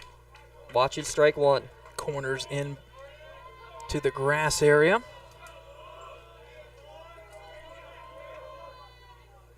This one popped up right side of the infield. This will be an infield fly for the first out of the inning. Caught there by Ross, or Ross was at second. Caught by Patton, who came in from the outfield. Next up for the Wolverines, number 5, Nate Kennedy. So Nate Kennedy, as they coin him, Nate Dog.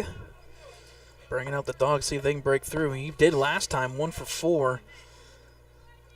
Anything in the outfield with Lutz at second could be very interesting real fast.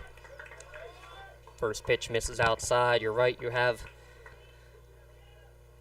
Biscup at third, Lutz at second, Keller at first.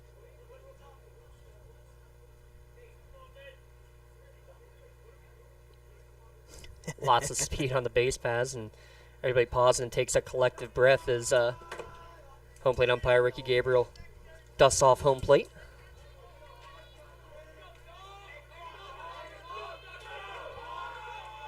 Here's the 1-0. Right down Broadway, evens the count at 1-1. Kennedy, RBI single his last time up. 7 ribbies on the year. Base hit here likely ties this game. Great pitch outside corner for strike 2.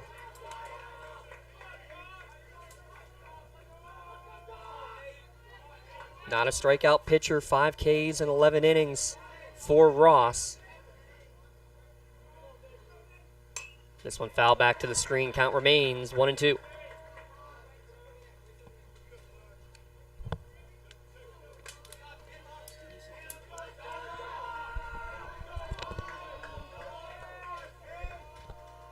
Biscup at third, Lutz at second, the tying run. Keller the potential winning run at first. The 1-2, again fouled back and out of play.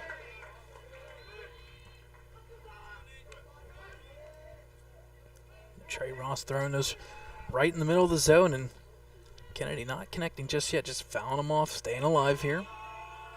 1 out, bases loaded, 1-2 pitch.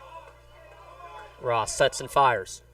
Swing and a miss. Strike 3 and a big one for Shenango. Ellwood City now down to their final out. And that'll bring up Will Nardone, the junior here, 0 for 3 today, but this would be an opportunity. He did it yesterday. He had a random double on the season for 2 runs. We'll see what he can do here. That was his first extra base hit of the year. First pitch outside corner for strike 1.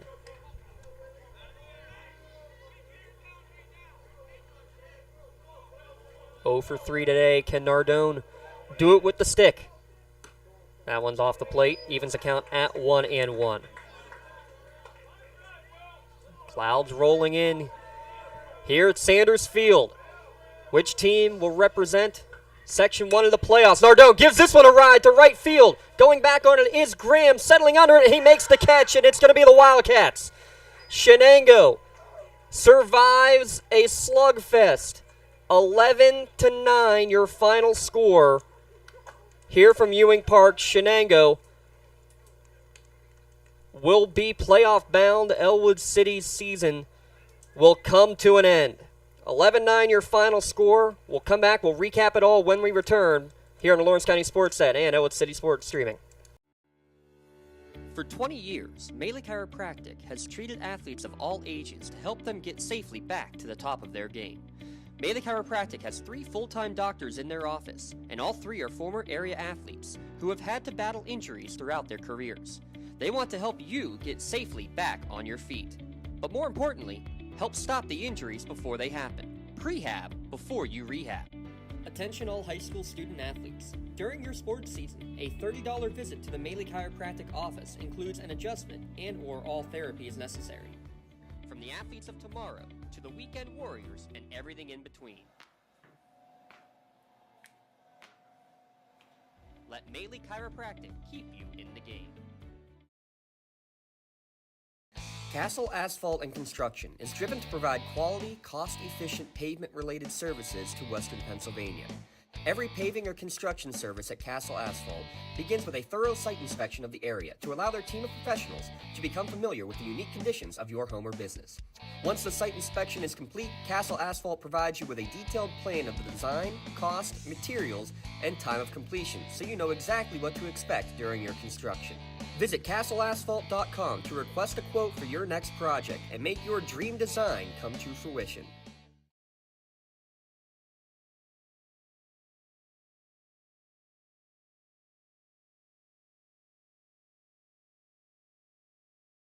When it comes to shopping for insurance, there are thousands of options out there. MVP Insurance proactively shops and compares your policies to find the best coverage and rate. Josh Mathur and David Verratti want to provide you with a level of personalized service that you know that you are the MVP of their agency.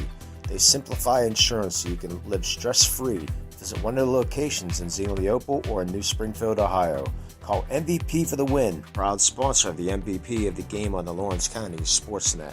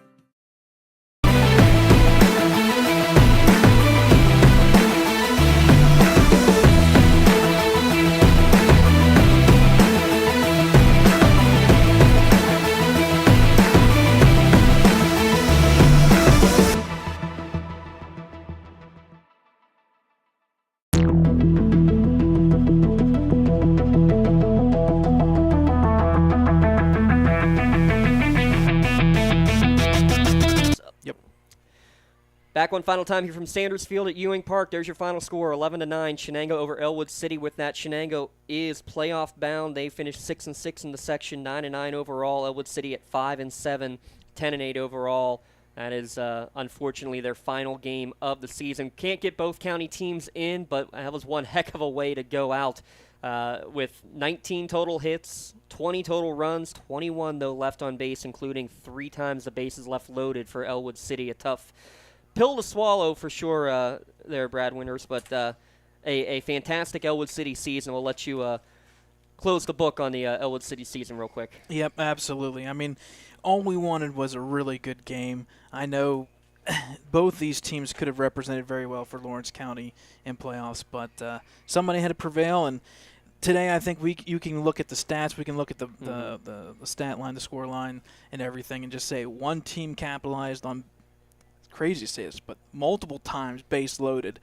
And unfortunately for the Wolverines, they did not capitalize enough times. And that's basically the opposite of what happened yesterday when Shenango left the bases loaded and left 14 or something on base. Let's get right into it. First, your Melee Chiropractic Play of the Game award. And it goes in a losing effort, but that comebacker to the mound from Isaiah Lutz was an absolute incredible play to see. Yeah, that was an opportunity where runners on base, that could have blown this one out of proportion. We could have seen an easily 13-8 game headed to that 7th inning where 5 runs is enough and good chance you're not coming back. But a nice contact.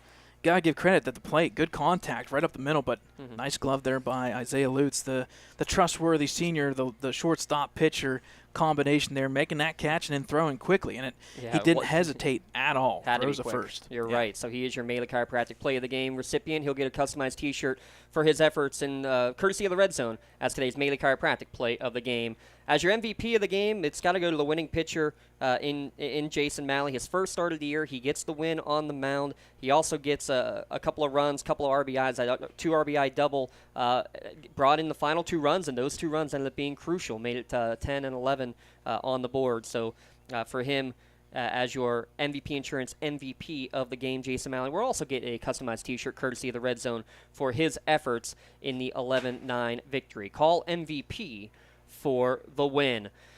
11-9 your final here. Again, big thanks, Brad, all year long. And if you're up for it, we'll give you a call come playoff time. We might have to have a little fun here. Absolutely. We're all for it, and we enjoy doing it. And we're so glad that we have you guys.